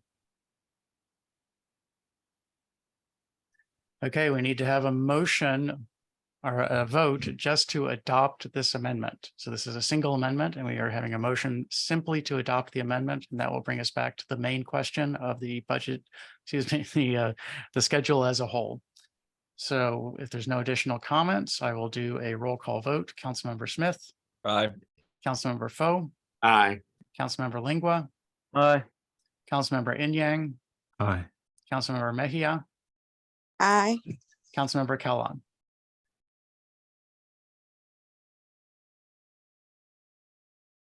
Councilmember Callan, you are muted if you are voting. There you are. Aye. Thank you. Motion passes, excuse me, I abstain. The motion passes 6-0. We are now back to the main question. Are any additional amendments required to this or changes? Or is there additional discussion? I have a question, Mr. Mayor, in terms of for meetings, regular sort of legislator or work session meetings, if there are conflicts, is the resolution that it'd have to be another Monday or other days options? We typically have it on a Monday just because there tend to be regular meetings on other nights of the week, but it's certainly up for discussion. So any of these that are on a Monday that might be better to be held on a Tuesday, we could do that. That's a possibility. Yeah, it was just, I think it's the October 2020.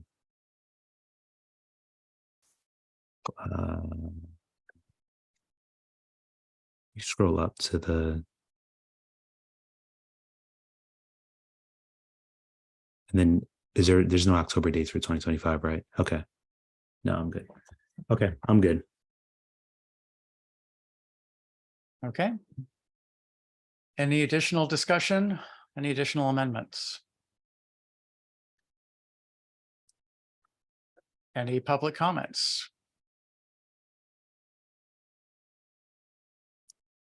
Okay, let's go ahead and I'll do a roll call vote on the main question to adopt this budget, or excuse me, keep saying budget, the schedule as amended by the council in this meeting. So Councilmember Smith. Aye. Councilmember Foe. Aye. Councilmember Lingua. Aye. Councilmember Inyang. Aye. Councilmember Mejia. Aye. Councilmember Callan. You are muted, Councilmember Callan. Aye. And I abstain. The motion passes 6-0.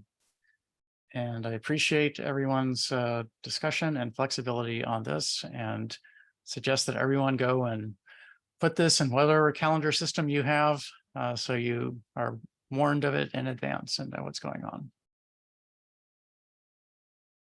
Moving on to the next agenda item, the fiscal year 2023 revenue update under unfinished business. And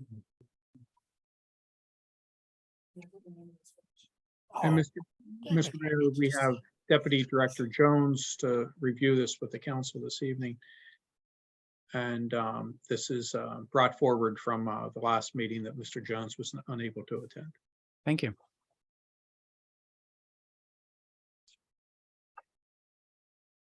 Mr. Good Jones. evening, Mayor and Council, members of the public. Tonight's revenue report dates back to May 15th. So some of the revenue that I presented earlier is not included on this report here, but I'll briefly go over it. So for The first major category that we have listed here for local taxes, we have a total of $6,736,000. In previous years, fiscal year 2022, that figure was $6,705,000. For 2021, 6,570,000 and 6,145,000 for fiscal year 2020. So if we look across the years, that figure has inched up progressively from the 6,145,000 up to 6,736,000. For licenses and permits, the figure totals 202,899. In fiscal year 2022, that number was 199,585. For 2021, 223,621. And fiscal year 2020, 193,873. So that number has been fairly consistent throughout the previous 3 years. The next major category, administrative fees, which includes abatement and municipal infractions. We have a total of 33,780. Again, this figure is up considerably from previous fiscal years due to an issue that we had with one particular apartment building. Again, our neighborhood services department has been doing a great job adhering to the code. And then for the previous fiscal year, that figure was 8,100, 1,400 for fiscal year 2021 and 2020. We had a total of 3,400. The next major category is fines and forfeitures. We have a total of 40,980. Previous fiscal year, we were at 33,000, 41,000 for fiscal year 2021. And we were up a bit higher in fiscal year 2020 with a larger number of parking citations issued in 2020, as well as a higher amount for vehicle impounds. The last major category is community safety programs, which is our Safe Speed for Students program, which is our speed camera program. At this point, we have a total of 1,072,000. In the previous fiscal year, we were up a bit higher at 1,157,000. Fiscal year 2020, that total was 908,000. And for fiscal year 2020, a total of 517,000. So overall, for the revenue, we have a total of $8,085,901.67. And again, that figure dates up to May 15th. So it doesn't include all the revenue that was included in the report that I presented earlier. But again, the town is in a solid financial standing moving forward as we approach the end of the fiscal year. And that concludes the finance reports. I will, I guess, take any questions that anyone may have at this point. Thank you, Deputy Director Jones. Just to be clear, this is just the revenue update. It's not the financial report. Is that correct? Correct, yes. Thank you. Council members, any questions or comments for Deputy Director Jones? Mr. Mayor, if I may. Please go ahead, Councilmember Lingua. Thank you very much, Mr. Mayor. Deputy Director Jones, regarding that line item 4401, Safe Speed for Students, and the current amount of just over $1 million, $69,000. Should the council be expecting a request from staff for a budget amendment to cover the processing costs? Yes, so we actually have already accounted for that. Okay. We have additional, we've increased that budget amount by 400,000 for revenue as well as the expenditure side, because at that point, as of last month, we had approached surpassing the amount that we had budgeted there for the expense side of the speed camera revenue. Okay, so essentially this amount here is what we're seeing here. You still have how many months to collect on this? Yes, we have 4 additional months. 4 additional months, yeah. So you're not expecting any other additional requests from council for any budget amendments? Correct. You feel your projections are accurate? Yes. Okay. Thank you. Thank you, Mr. Mayor, Councilor Lingua. Is there additional council discussion of the fiscal year 2023 revenue update? Yes, Mr. Mayor. Go ahead, Councilmember Yang. Could we scroll up to the personal property tax? How am I supposed to interpret the like the substantial drop from this year versus the previous fiscal years up in this point, the 379,000 as opposed to 800 or 700,000 in previous fiscal years? Yeah, so for the personal property tax in the current fiscal year, there was an increase in the threshold amount. With that increase, it did decrease the amount of personal property taxes that the town was able to collect. So that explains the significant decrease there. As you did mention, fiscal year 2020, 2021, and 2022, that line item was significantly higher, but with the threshold increase there, the town wasn't able to collect the same amount of taxes for the current fiscal year. And Mr. Mayor, if I can add Please. to what Mr. Jones is saying. So just for clarity, this particular tax is on business personal property, so non-inventory items. So this is fixtures, computer systems, or computers themselves, display cases, things of that nature. And businesses report to the state, so it's a self-reporting every year. The state notifies the town, says here's what's been reported, and then we apply the tax rate. The exemption amount that Mr. Jones is referring to is there was a change in state law where the previously businesses had I believe it was a $2,000, first $2,000 was exempt from taxes. The state changed that exemption from 2,000 to 20,000. So the first 20,000 is exempt from this particular tax. So that had an impact. And then Mr. Jones, correct me if I got this wrong. The other thing is with the Purple Line, when the Purple Line construction was at its most robust here in town, and there was lots of equipment in that being stored here. The Purple Line, I believe, was contributing about anywhere from 180,000 to about 240,000 a year in taxes. So you have those things combined, and you're going to see this type of a decrease. Mr. Jones, do you have the number that we have budgeted for next year? In my head, it's like 423,000. But do you have that number by chance? Give me one sec. I have the budget open.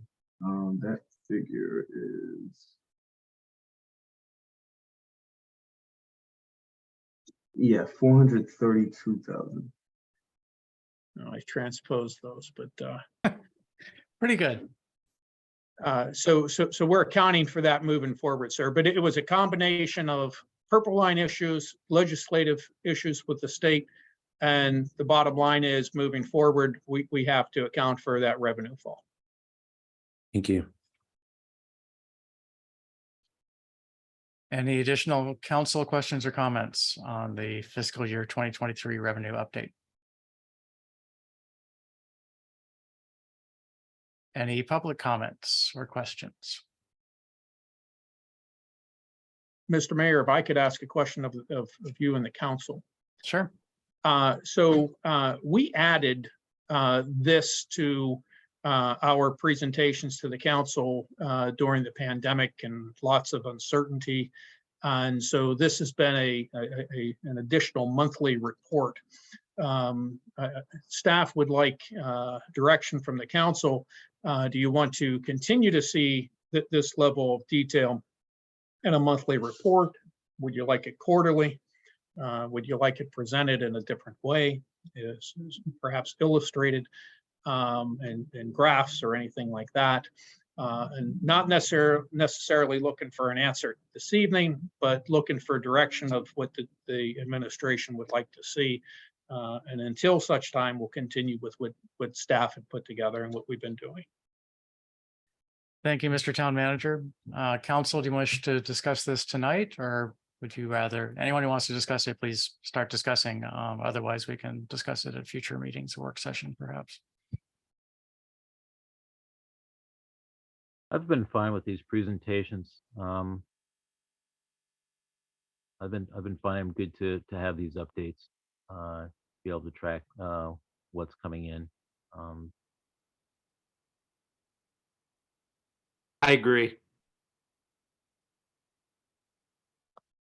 Mr. Town Manager, is it a significant burden on the staff to report in this manner every meeting? No, it's not, sir. Okay. Just looking for what the new administration would like to see. Understood. Thank you.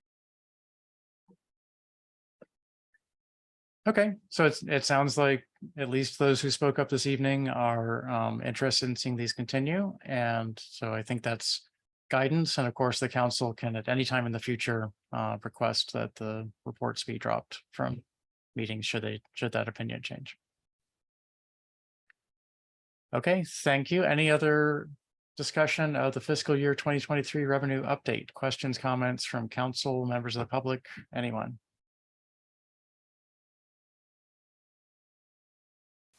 Okay, I don't think we have a motion to adopt anything here. This is just a report. So let's move on to new business. And first item of new business is the 54th Place Pocket Park and Tot Lot designs. I could jump in if it's okay. Please do. Mayor, good evening, Mayor and council members and members of the community and staff. No formal action is being requested on this agenda item this evening. Instead, we'd like to present the final concept for the 54th Place Pocket Park and Tot Lot. This plan incorporates the comments that the mayor and council provided at the May 22nd meeting. And following that meeting on the alternative design concepts, the staff report summarizes your comments from the previous meeting, so I won't repeat them here. Mark Sauer, planner designer with Mead and Hunt, is again here with us this evening. He's going to review the major components of the final concept plan and take your questions and any additional comments you may have. Mr. Sauer, you should be able to share your screen. Thank you. Yeah, thank you, Ivy, and thank you all for having me back again. As I pull everything up here. I believe you can all see that once I get it centered. So yeah, what we worked with was primarily working off of alternative 2, and bear with me as I get this to fit. So I'm gonna switch this back. So if you recall, alternatives 1 and 2 were pretty comparable in terms of what they included. Alternative 3 was a little bit unique, but ultimately we looked at alternative 2 and sort of revised it to truly reflect what a pocket park is. And in doing so, we removed some of the more active programming. You'll recall there was a pickleball court located close to Riverdale Road to the page left.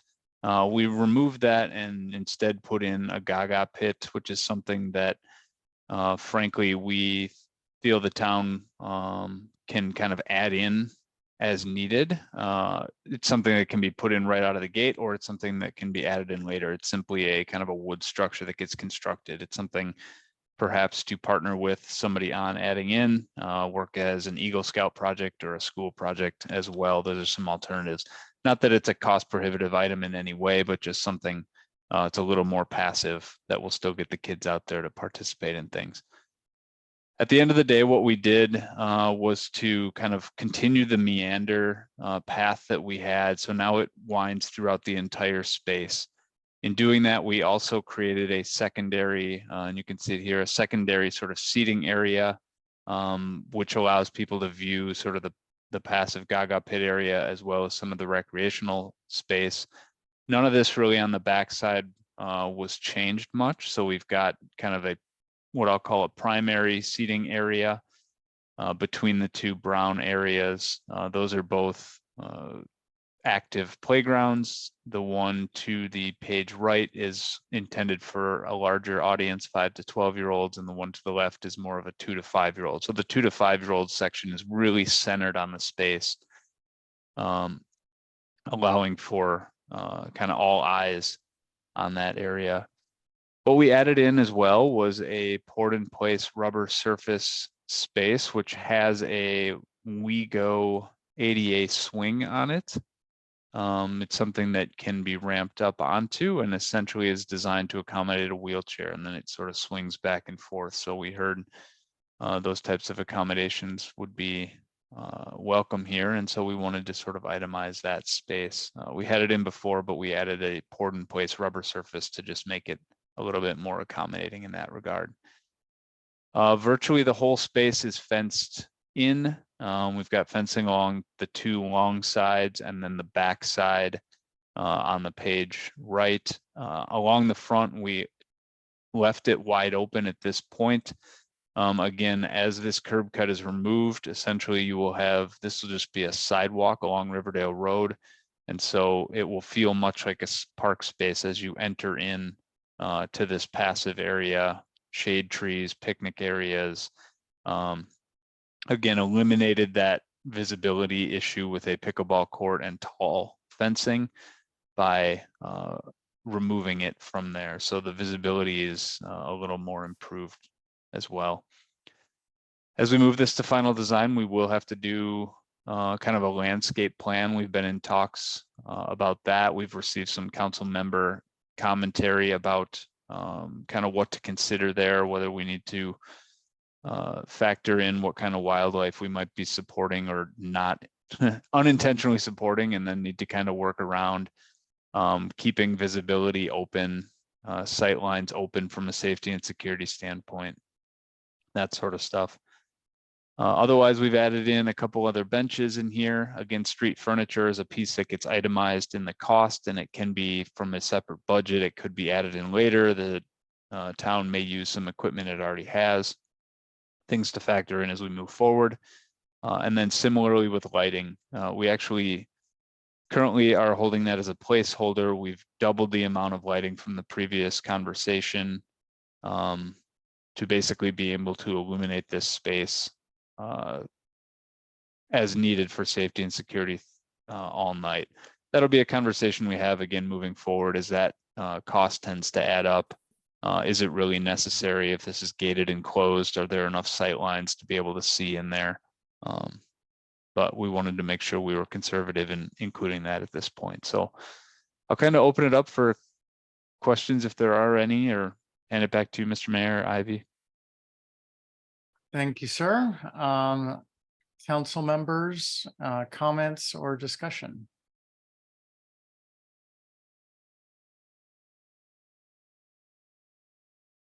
Mr. Mayor, I would just add a great job on the sort of the final revision, incorporating the comments from last time, the additional seating area, as well as you know, the opening part of the park, I think is like a good welcoming part of it. So really looking forward to it, and think of sort of see this as a model moving forward for other spaces. So it's really encouraging. Thank you, council member. Any additional council comments?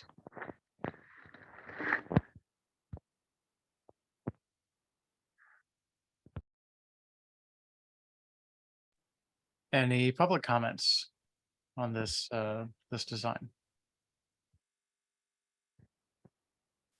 Mr. Mayor, if I may. Oh, I'm sorry, I didn't see you were unmuted. Councilmember Lingua, go ahead. Oh, not a worry. Sir, yeah, I appreciate the revisions that you've made to this. My question to you is that for a town our size to essentially stand up and to be able to have made available this amenity to the community, essentially is a mission that is new to this town, for something of this size and this built out. And my question to you is the design here such that in terms of being able to, for the maintenance, the upkeep, such that, that the town is going to be able to readily be able to keep the areas, to keep it safe, to keep it clean, and keep it looking, very presentable, and really still a desirable amenity without, falling into disuse. I can answer that question. On the front end of this, we're looking at really installing low maintenance components to the Pocket Park. The port and play is important to us in DPW, instead of the engineered wood, which is constantly displaced in existing playgrounds. So that's one area. In terms of landscape maintenance, it may be possible to add this site to the maintenance contract or mowing contract that we actually are going to rebid within the next 6 to 9 months. And so we certainly have that issue or perspective in mind as the Pocket Park is being designed, that it's as low maintenance as possible. So it is something that the Department of Public Works can maintain effectively from the very beginning. And I can add from kind of an urban planning perspective, I think one of the greatest benefits of this space is the fact that it will have so many eyes on it from the immediate residents. It feels like a space that they, in some ways, will, take over, take ownership of, having it there, being able to use it. So I think that contributes greatly to the notion of it being kind of not misused, but continually used, and sort of supporting the town in its upkeep in that way. And I'll add that the police department supports actually pedestrian style streetlights to illuminate the area, especially after closing. And also we intend to install neighborhood security cameras in the space. Right now, we're looking at 2 poles. Both of them might be 180 or 360, whatever is appropriate. Okay. All right, thank you. Thank you. Any additional council questions or comments on this proposed design? Mr. Mayor. Please go ahead, Councilmember Smith. Thank you. Does any of this equipment have like a recommended replacement cycle? Or is it, the kind of stuff that, assuming it is maintained properly, it should, continue to provide use indefinitely? Yeah, it's a bit of both. All of the equipment is spec'd from a local vendor, and we've specifically been working with one of the higher quality vendors for that specific reason. All the equipment will have warranties, if stuff is broken, immediately installed incorrectly, etc. I think there's up to a 2-year warranty on some of that. That includes surfacing. I would expect this equipment to be able to easily last 20 years, assuming it's not dismantled, dismembered, right? So this equipment is meant to be here for a while. Outstanding, thank you. And Ms. Lewis, you mentioned 2 neighborhood security cameras in this park. Is that Is that included in what's budgeted for this project, or is that a separate item?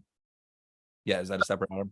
It's included as a separate CIP project, actually following on the existing neighborhood security camera program. So an additional 75,000 was put in the FY '24 budget specifically for this. Gotcha. So it's already budgeted. It's already budgeted. Okay, cool. All right, thank you. Thank you. Any additional council comments? Any public comments? Okay, I have just a couple of questions. I'm trying to understand some symbols on there. So there in various places there are a large black circle and a small black circle that are connected with a line scattered various places. So near just to the left of the Gaga pit, for instance, there's one. Yes. Yep. So those are light posts. Correct. Representative of a light post Okay. with a fixture overhead. Yep. I didn't find the label on the one, and there's quite a lot of them. So thank you for that. Are there trash cans or recycling bins in here anywhere?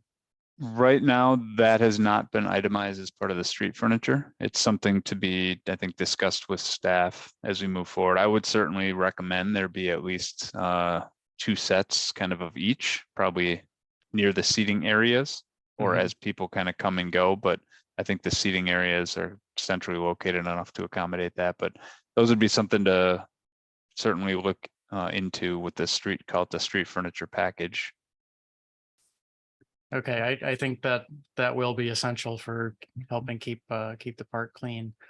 And then just so I'm counting correctly, the gates, there's one on the far right-hand side over there, and there are 2 on the bottom edge. Is that correct? So there's one there and one there, Correct. and then Yep. there's the front entrance, and those are all the ways that are in and out of the park. Correct. And can you tell me about the transition to the adjacent private property for the 2 gates that are on the bottom edge? Yeah, right now we would be looking at those just simply being essentially gates that would swing in, so into the park space. And so they would have to be, you would have to basically work through if there's no vehicle there, or if there's a vehicle there, you're going to have to kind of skirt between them. I think discussing future opportunities to maybe remove a parking stall or 2 to accommodate that better for crossing purposes might be something to pursue. But at this point, those gates would simply be openings kind of to allow trespass into the space. Okay, and did you consider putting similar gates on the top part, which I guess is the eastern edge?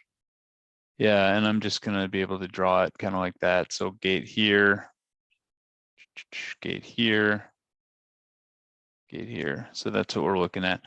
On the top part, we did not consider that at this time. A gate, I think, is something that could be added in after the fact, but without knowing what's going to be developing to the north or the east, I don't know that needs to be necessarily an area to go to at this time. It was at one point discussed to not include a fence along there, at least in portion. Perhaps it stops closer to this Port and Place surface area, and then the front portion along Riverdale Road is much more open and park-like. I still think that could be a viable option, but again, this is a private property. If you don't have a fence, you're sort of encouraging people to use that, much like a park, and then you get into those types of issues. So based on what we had heard kind of to date, we thought fencing it in the way we have was the best option, and knowing that we could always go back and get a gate installed if needed. Okay, that was actually going to be my follow-up question, if you hadn't considered whether we could do that. Yeah. And I guess one final question, and maybe this just has to do with exactly how fast my own children seem to find their way to an opening, was whether you'd considered switching the 5 to 12-year-old play area with a 2 to 5-year-old play area. So just swap the 2 areas to give sort of a longer distance for the younger kids to have to go before they could get out onto the street. Yeah, we had kind of looked at it and played with that notion a little bit. I guess it's not as much of a concern per se on my end and what I've seen in the past, but the idea here was really to kind of centralize the 2 to 5 and kind of encourage older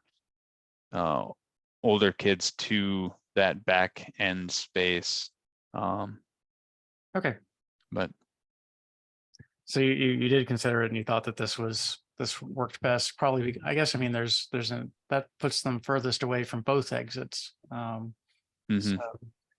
and if I were a parent, then I would just park myself between them and the wide open area and watch them like a hawk. So that would work.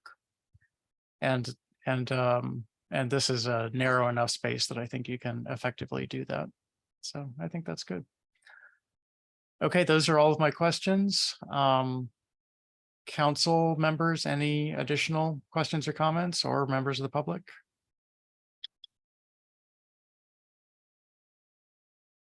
Amen. And Ms. Anderson. Ms. Anderson. Melissa Anderson, member of the public, and before I make a comment, I'd like to thank the council and the mayor for serving in their capacity to keep our city running as well as it does. Thank you very much. As I look at this, and my profession is to deal with accessibility for people with disabilities, but recreational areas are not my expertise. But I don't see access to the picnic tables and seating areas for somebody who might be using a mobility device of some type. And I was wondering if the picnic tables would be accessible to people who have disabilities. I know engineered wood fiber, unless it has a binder of some kind, can be a problem for mobility devices to move around in unless it's properly maintained. So I guess, does this meet the requirements of the 2010 ADA standards? yeah, I appreciate that comment. So the pathway will be likely all pavement. I'd assume concrete. These seating areas adjacent are at the same grade. And so what you're seeing here is essentially a joint line that you would see in a sidewalk. And so from an accessibility standpoint, a picnic table like this, or moving more centrally, these 3 spaces would all be at the same grade. So if somebody's coming in sort of at the page left or right, they'd be able to come down this pathway and get to these all at the same grade. There's a very slight elevation change from north to south, not enough or within compliance of ADA standard, I think less than 2%. And then this poured in place surface with the WeGo swing was specifically designed to accommodate wheelchairs, or included to accommodate those users in wheelchairs. Some of these other spaces where we do have picnic tables shown, this is going to be grass. So in theory, somewhat accommodating unless it's rutted, right? Or otherwise pitted. The other space, yes, engineered wood fiber is technically ADA accessible, but it does have to be maintained such that there isn't a 6-inch drop off the edge of the pavement. I would assume in a space like this, it will be pretty well maintained, just because it's not a large space. There's not a lot of area for that fiber to travel. Last comment, I guess, when you look at these tables, they do show 4 seats on either side. One of the things we will do in the final site furniture package is to likely, at least on 1, if not 2 of these, remove one of these sides so that it becomes wheelchair accessible for somebody simply wheeling up to it. I think from a playground equipment standpoint, the use of this poured in place rubber surfacing became cost prohibitive when we start to look at it in other places, kind of in aside from the space that we've used it in. That said, this equipment does have what's called transfer stations to allow, again, ideally somebody in a wheelchair to wheel up and then be able to access the equipment to say go down a slide, or certain features of the equipment being accessible. Okay, thank you. I would just ask that you please review the standards and make sure that you're actually in compliance, because otherwise it's a liability for the town.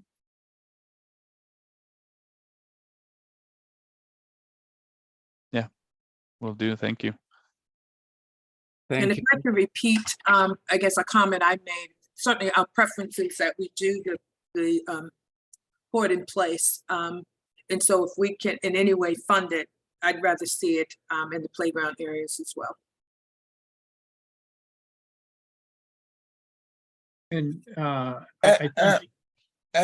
Mr. Mayor, Yes, please go ahead. this Councilmember. council member for the Kalong Ward 6.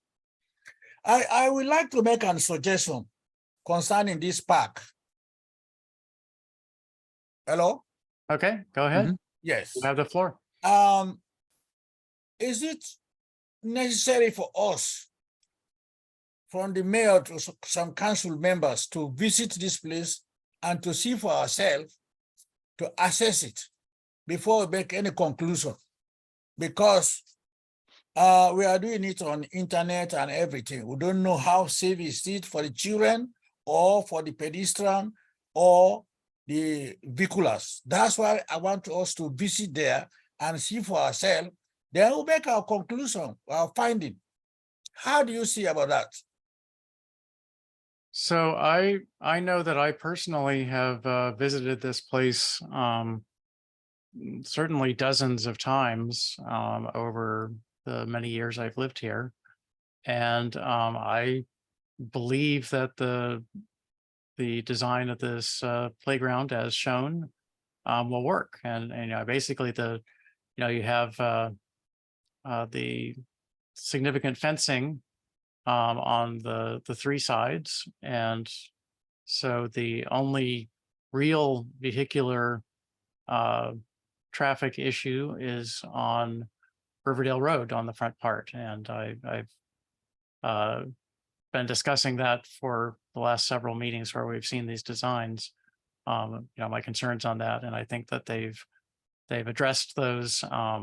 Again, you know, talking about balance, then you know, you could put a fence on the front and make it more difficult for a child to run out. But at the same time, then that makes it a less welcoming space. And so that's the balance there. So those are just my thoughts. I'm certainly happy to hear what the other members of the council think. Why I'm saying this, during the time of cookout or any picnic or whatever, there are going to be a lot of people. And when this happens, the children are out of control.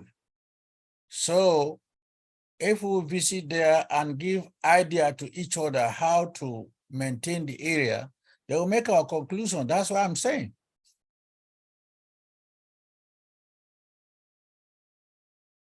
Mr. Mayor? I hear, and I'm thinking about how to respond. I mean, it's a little bit. I mean, that right now there's nothing there except a sidewalk and a street, and so it's a little bit difficult for me to imagine what it will look like with all of this equipment in place and with the meandering path. And you know, we hope it's going to be heavily used. I know from many years ago that there are some parks that I think are somewhat similar to this in scale in downtown DC that I've seen, you know, heavily populated with parents and children, and they didn't seem to be having safety issues at those. I don't remember if there were any openings in those parks at this time, though. So I would say if anything that that we might want to look at similar our parks that have similar might have similar issues that are already constructed elsewhere as a way of deciding what to do here.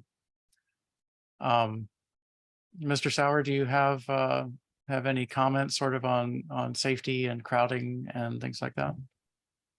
Yeah, I think I would kind of repeat what you said in terms of we've considered this from a, fencing it in standpoint. I think that's the way to go. When we consulted the playground equipment manufacturer, that was one of the first things they brought up, was the notion of being able to kind of keep people in this space. We have had staff out on site do a site visit. Some of our local staff have done site visits, so we've been able to see the space and experience it. We understand how the trees on the property to the north exists. We understand how the overhead power lines exist and where the easements are. We will likely be out there again. So we have had some kind of boots on the ground experience with this space to date.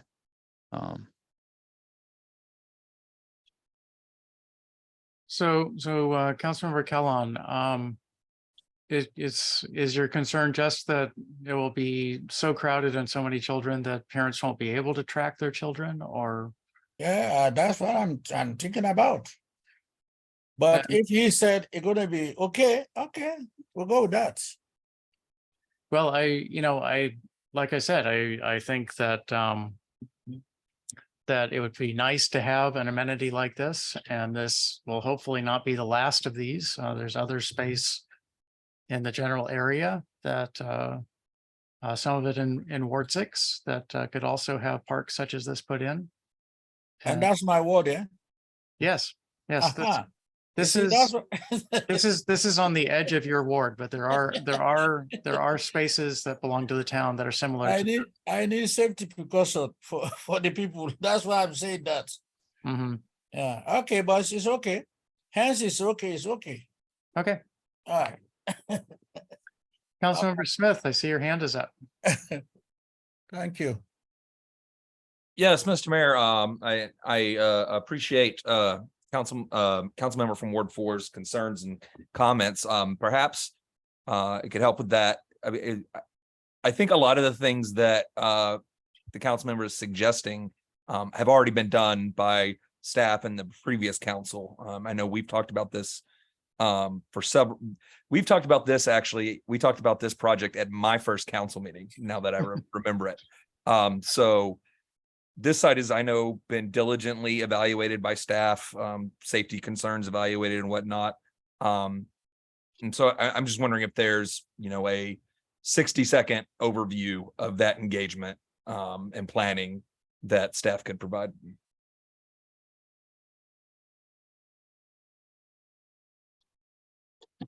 Ivy, you're muted if. Yeah, I'm sorry. I was momentarily distracted. Can you restate the question? And my apology. No problem, Ms. Lewis. I'm wondering if I think a lot of the council members' concerns have are been previously addressed. And I noted that this project has been long in planning. It was discussed at my first council meeting, and so I know there was significant planning before that. And I think it might help with the council members' concerns if we could get just a very brief, like 1 to 2 minute overview of the engagement and planning process that has happened so far. Well, I have to admit that this is where the rubber meets the road. Prior to this, we had a generalized description of what we wanted to see, top lot. And we sort of focused in on the age groups we wanted to serve through this pocket park. And so it's really at this point where we're putting a more detailed design to our aspirations that is allowing us to get this feedback. Again, we've addressed or attempted to address some of the safety concerns with the cameras, and then the way the site is laid out in this concept, specifically based on comments we heard at the May 22nd council meeting. We did do a walk and talk. I think it was last year or the year before, and actually you maybe talked about putting the park someplace else on that vacant lot. If we could do an exchange, then that certainly seemed to be a more complicated route to take, and a time-consuming one. So we resolved to use the property we had control over. And so this is how we just finalized the commitment to developing this space into a community park. And again, I think the elements in the park attempt to address the concerns that the other design showed, where we'd have people playing basketball or pickleball, and we decided, no, let's refocus on age 2 to 5 and 5 to 12. Hopefully that answers your question, or at least gets at the issues. Yeah, if just to clarify, would it be accurate to say that there has been a robust and deliberate process to choose this site, select the design, evaluate the safety, and all of those things by staff and the council over a generally significant period of time? I would agree, and certainly it gets more intently over the last 3 to 5 months. Certainly getting a planner on board to actually lay it out has allowed us to reflect some of the input that we've gotten today. All right, thank you very much. And if I may just add, Mr. Mayor, there's also the whole funding part of this. This project was first envisioned a few budget cycles ago, as Councilmember Smith indicated. We've applied for community development block grants. We've been successful in that. We are up against some timelines there, some timeliness issues to make sure that that we can expend those funds. From my perspective, I would encourage the council to continue to support this project. And Mr. Listician, just one quick follow-up. I assume we can expect as a council to have similar robust and deliberate process for all similar projects in the future? Yes, sir. And actually, what we're looking for now is simply to say, yes, this design is for what it is good, but the council will have other reviews where we're bringing contracts back to you. For every contract greater than $20,000, we're going to be back talking to you about this again. So there'll be some significant oversight involved here. Yes, sir. We'll be back to the council at various stages throughout this entire project.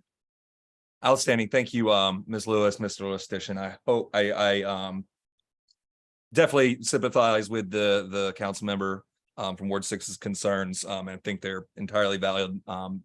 That's certainly, it sounds like you've addressed all of those and will continue to do so. Thank you, Mr. Councilmember. Are there additional council comments on this design?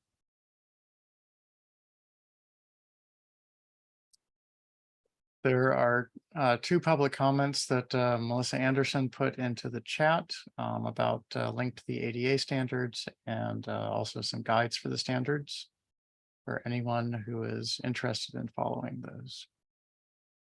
And I see somebody gave a thumbs up to the second one anyway. Any additional discussion by anyone? Okay.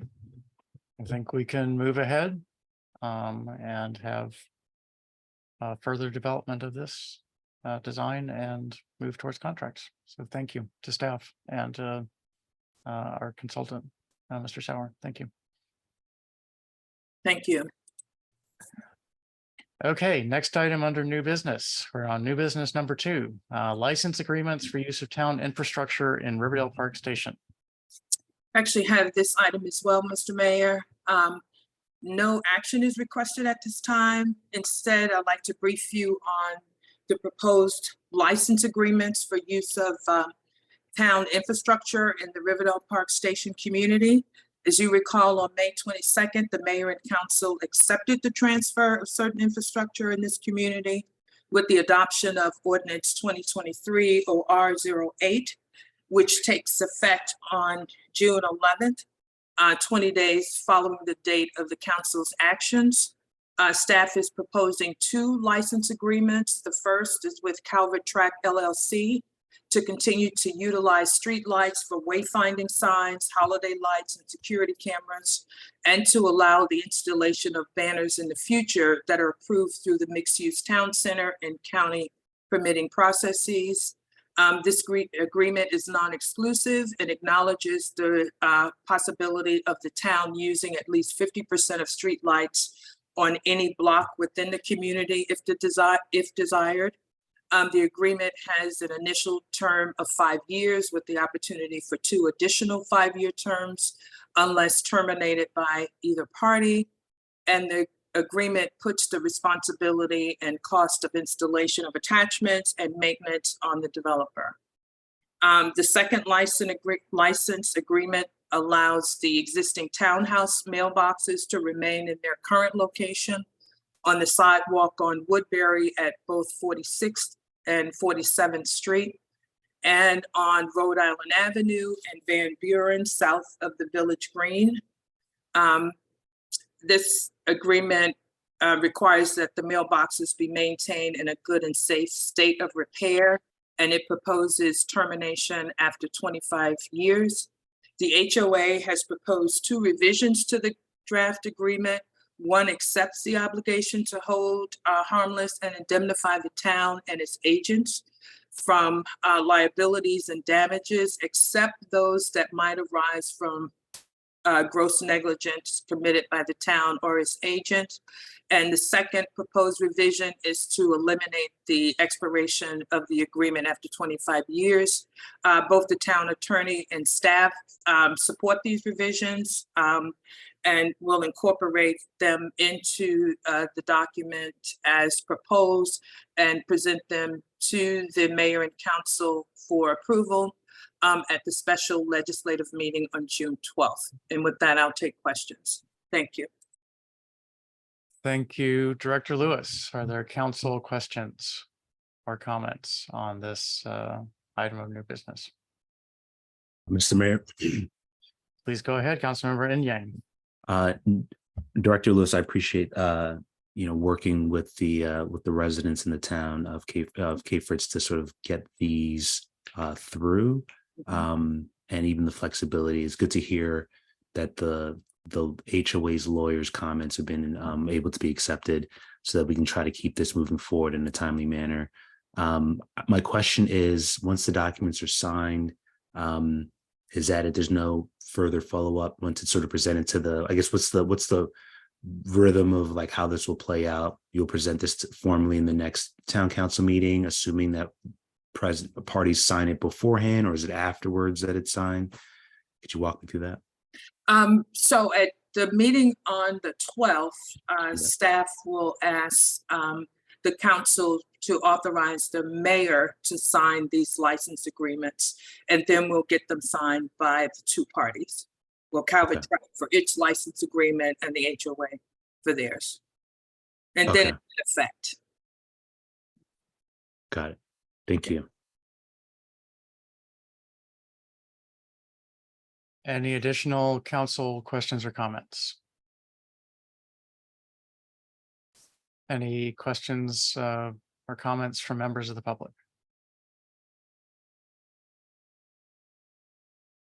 Okay, so I will expect to see some agreements and the modified agreements at the special legislative 1 week from tonight.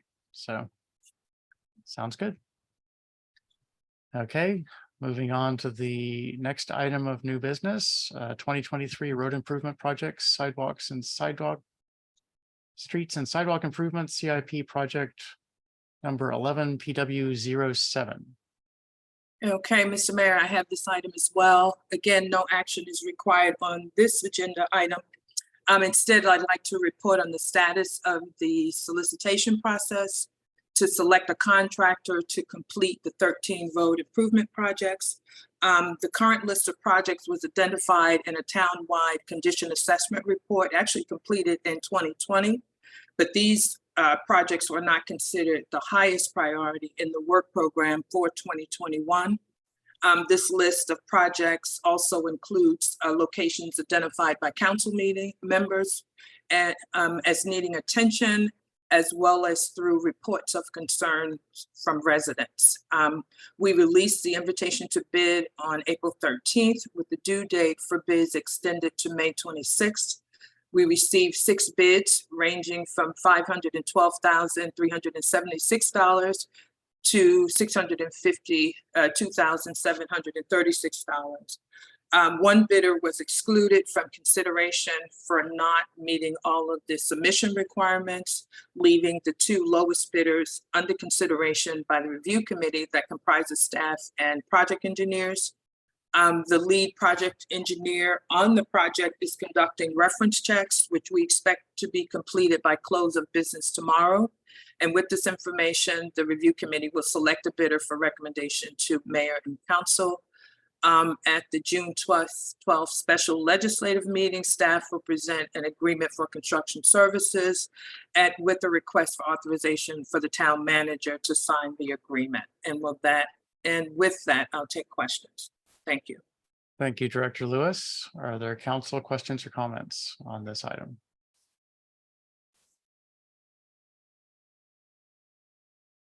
Mr. Mayor. if I Go may, ahead, Councilmember Yang. The criteria for selecting a particular bid, is it, I'm assuming it's more than just the lowest price. You mentioned multiple other people who are sort of weighing in on that. Is that criteria sort of like well known for those who were bidding in the process in terms of what the selection criteria would be?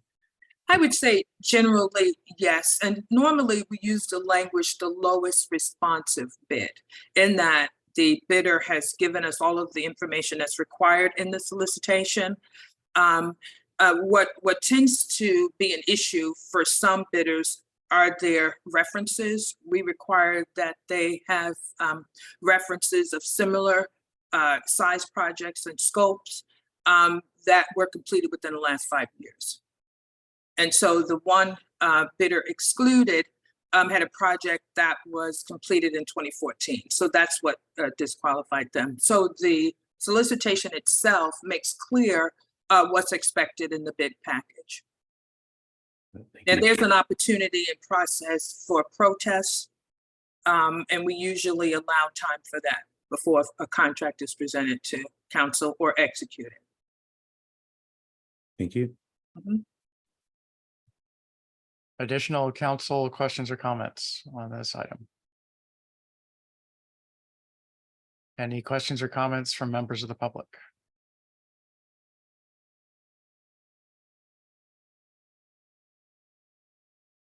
Okay, again, I think we will look forward to seeing a contract next Monday.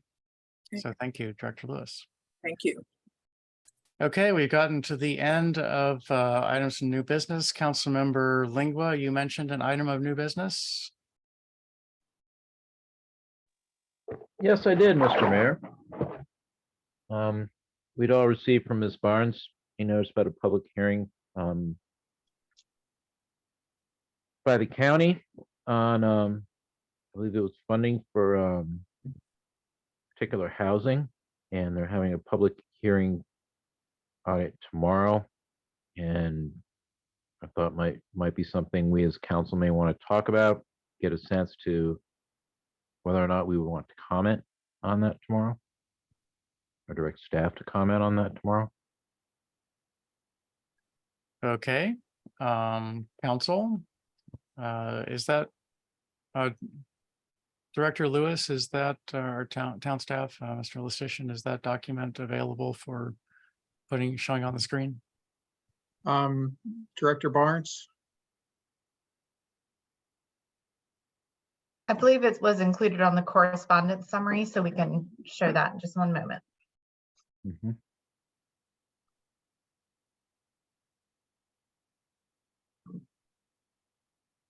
Right, just scroll down a little bit more, Ryan. It's on the second one after the WSSC project. There we go.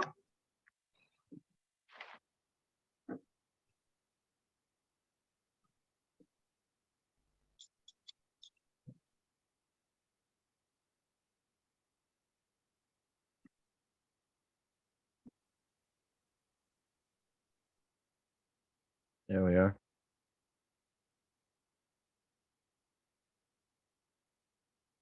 So where is the Hamlet Woods project?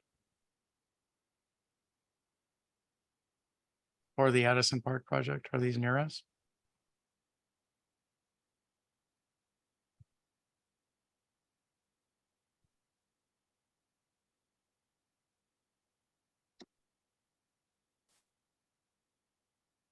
There's that in Hamlet Woods. Excuse me? There was talk that it talks about, the one bill talks about funding for the Addison Park project, and the other one talks about funding for the Hamlet Woods project. Yes, I understood. And the question is, are either of these projects close? Well, I assume they're close to us or we wouldn't have gotten the notice, but how close are they to us? I'm pulling open I the think these are just south of and east of New Carrollton. okay, the links seem to be gone from the packet, so let's see if we can find them. CR 035 2023.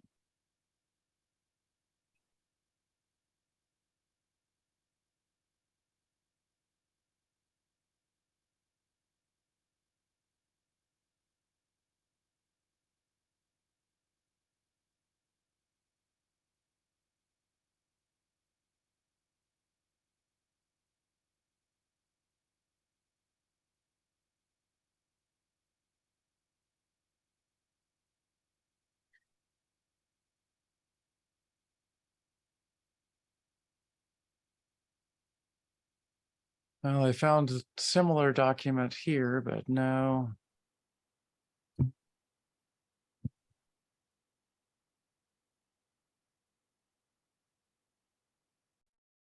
Getting offers to subscribe to things. Again,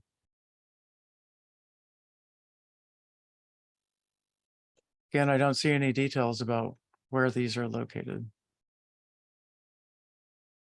I think typically they provides if it's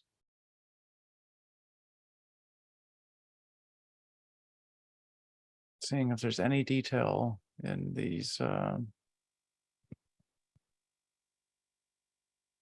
believe these are related to along the Metro line development.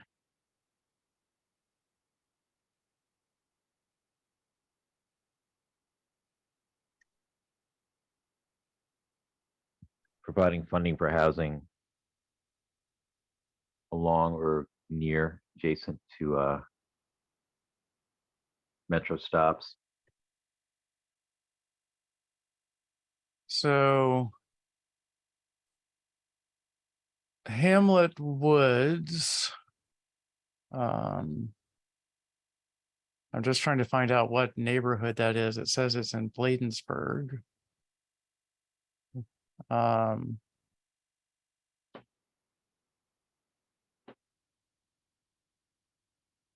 Doesn't look. It's not.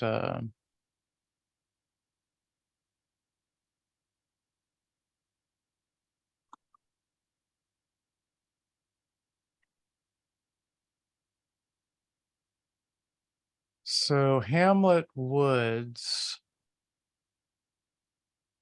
looks to be at least this particular property that I found on a real estate site appears to be closer to the BW Parkway than it does to us. So I would say we don't have a super strong interest there. Okay. Looks like it's sort of south and east of us. So that's Hamlet Woods, and the other one was Addison Park. Addison Park.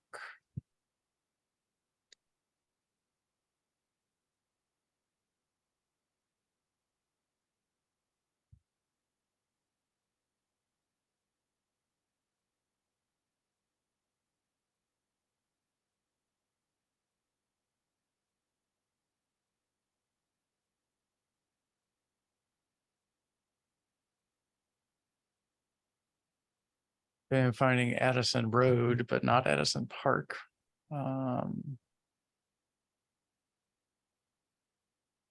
Okay.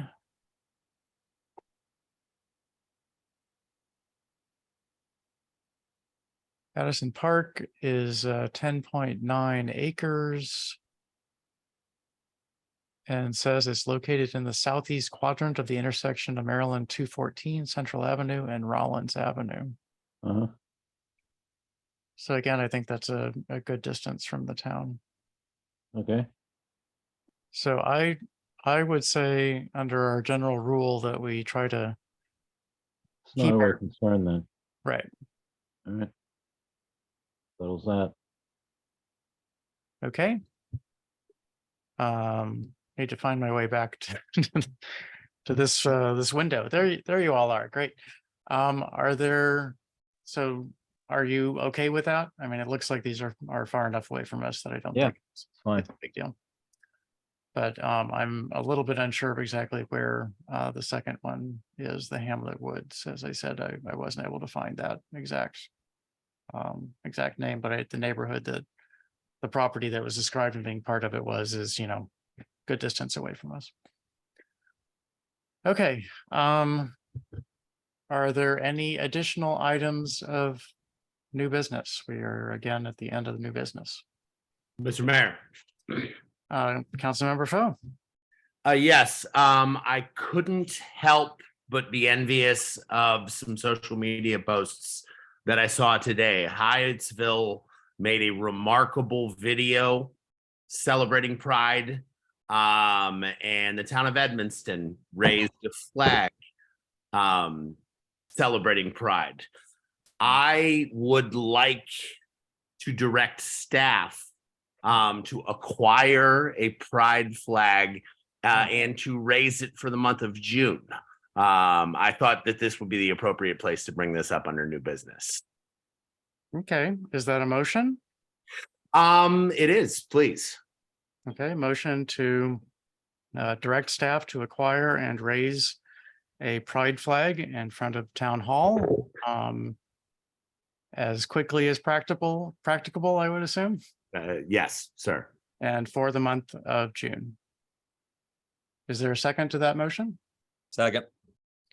Motion by Councilmember Foe, seconded by Councilmember Smith. Is there discussion of this motion? Yes, Mr. Mayor. Both personally and professionally, my life has been tremendously impacted by members of the LGBTQ plus community. We talk about inclusivity, we talk about engagement, and when we talk about the high rates of self-harm that exist within that community, I want to be a proponent of kindness and inclusivity in the town of Riverdale Park. I think about those people that have had just absolutely tremendously remarkable impacts on me and my family. And I would want every single one of them and any other individual in our community that is maybe struggling with a decision like that to know that they are supported in this space when they are here. And I believe that in this highly fractious time period, it is kind of things like that, little movements like that, that can make this world a better place. And I want to advocate on behalf of that here today. Thank you, Councilmember Foe. Is there additional council discussion on this motion? Mr. Mayor. Please. Just quickly, I would remind the council of remarks I gave during a report a few months ago about hatred towards the LGBTQIA community within our own community, where there was a prominent speaker at National Harbor who called for the elimination of all trans people. So it's not an issue that is far away from us, despite, you know, the values we share as a community and mostly in our surrounding communities.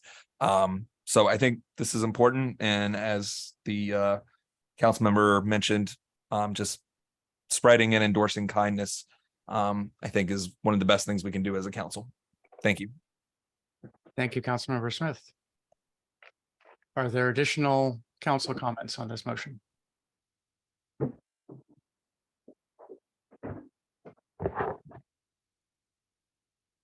Councilmember Lingua, I see your mic is live. Do you wish to say something? No. Okay. Are there, if they're hearing no additional council comments, are there any public comments on this motion?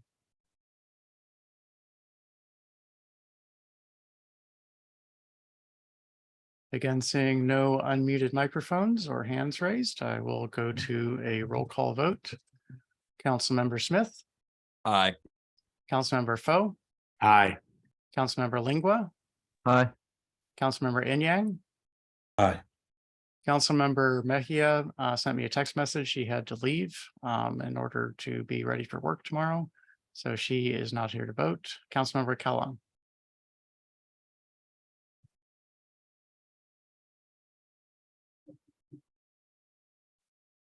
Councilmember Kellogg, are you, you're muted.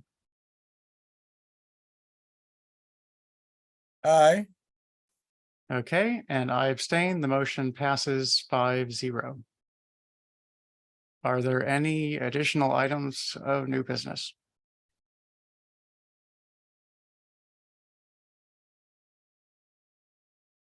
We are at the end of our agenda. It's 11:30 almost, so may I please have a motion to adjourn? So moved. Second. Motion to adjourn. I by think that was Councilmember Inyang's. I think he got it on that one. I For his heard that as repeat meeting year. Let's put him in the record. Appreciate that. Councilmember Foe, motion by Councilmember Foe, seconded by Councilmember Inyang to adjourn. This motion is neither debated nor discussed. So I'll move immediately to a roll call vote. Councilmember Smith, Aye. Councilmember Foe, Aye. Councilmember Lingua, Aye. Councilmember Inyang, Aye. Councilmember Mejia is absent, Councilmember Kellogg, Aye. and I abstain. The motion passes 5-0. We are adjourned at 11:29 p.m. Thank you all. Thank you, everyone. Thank you.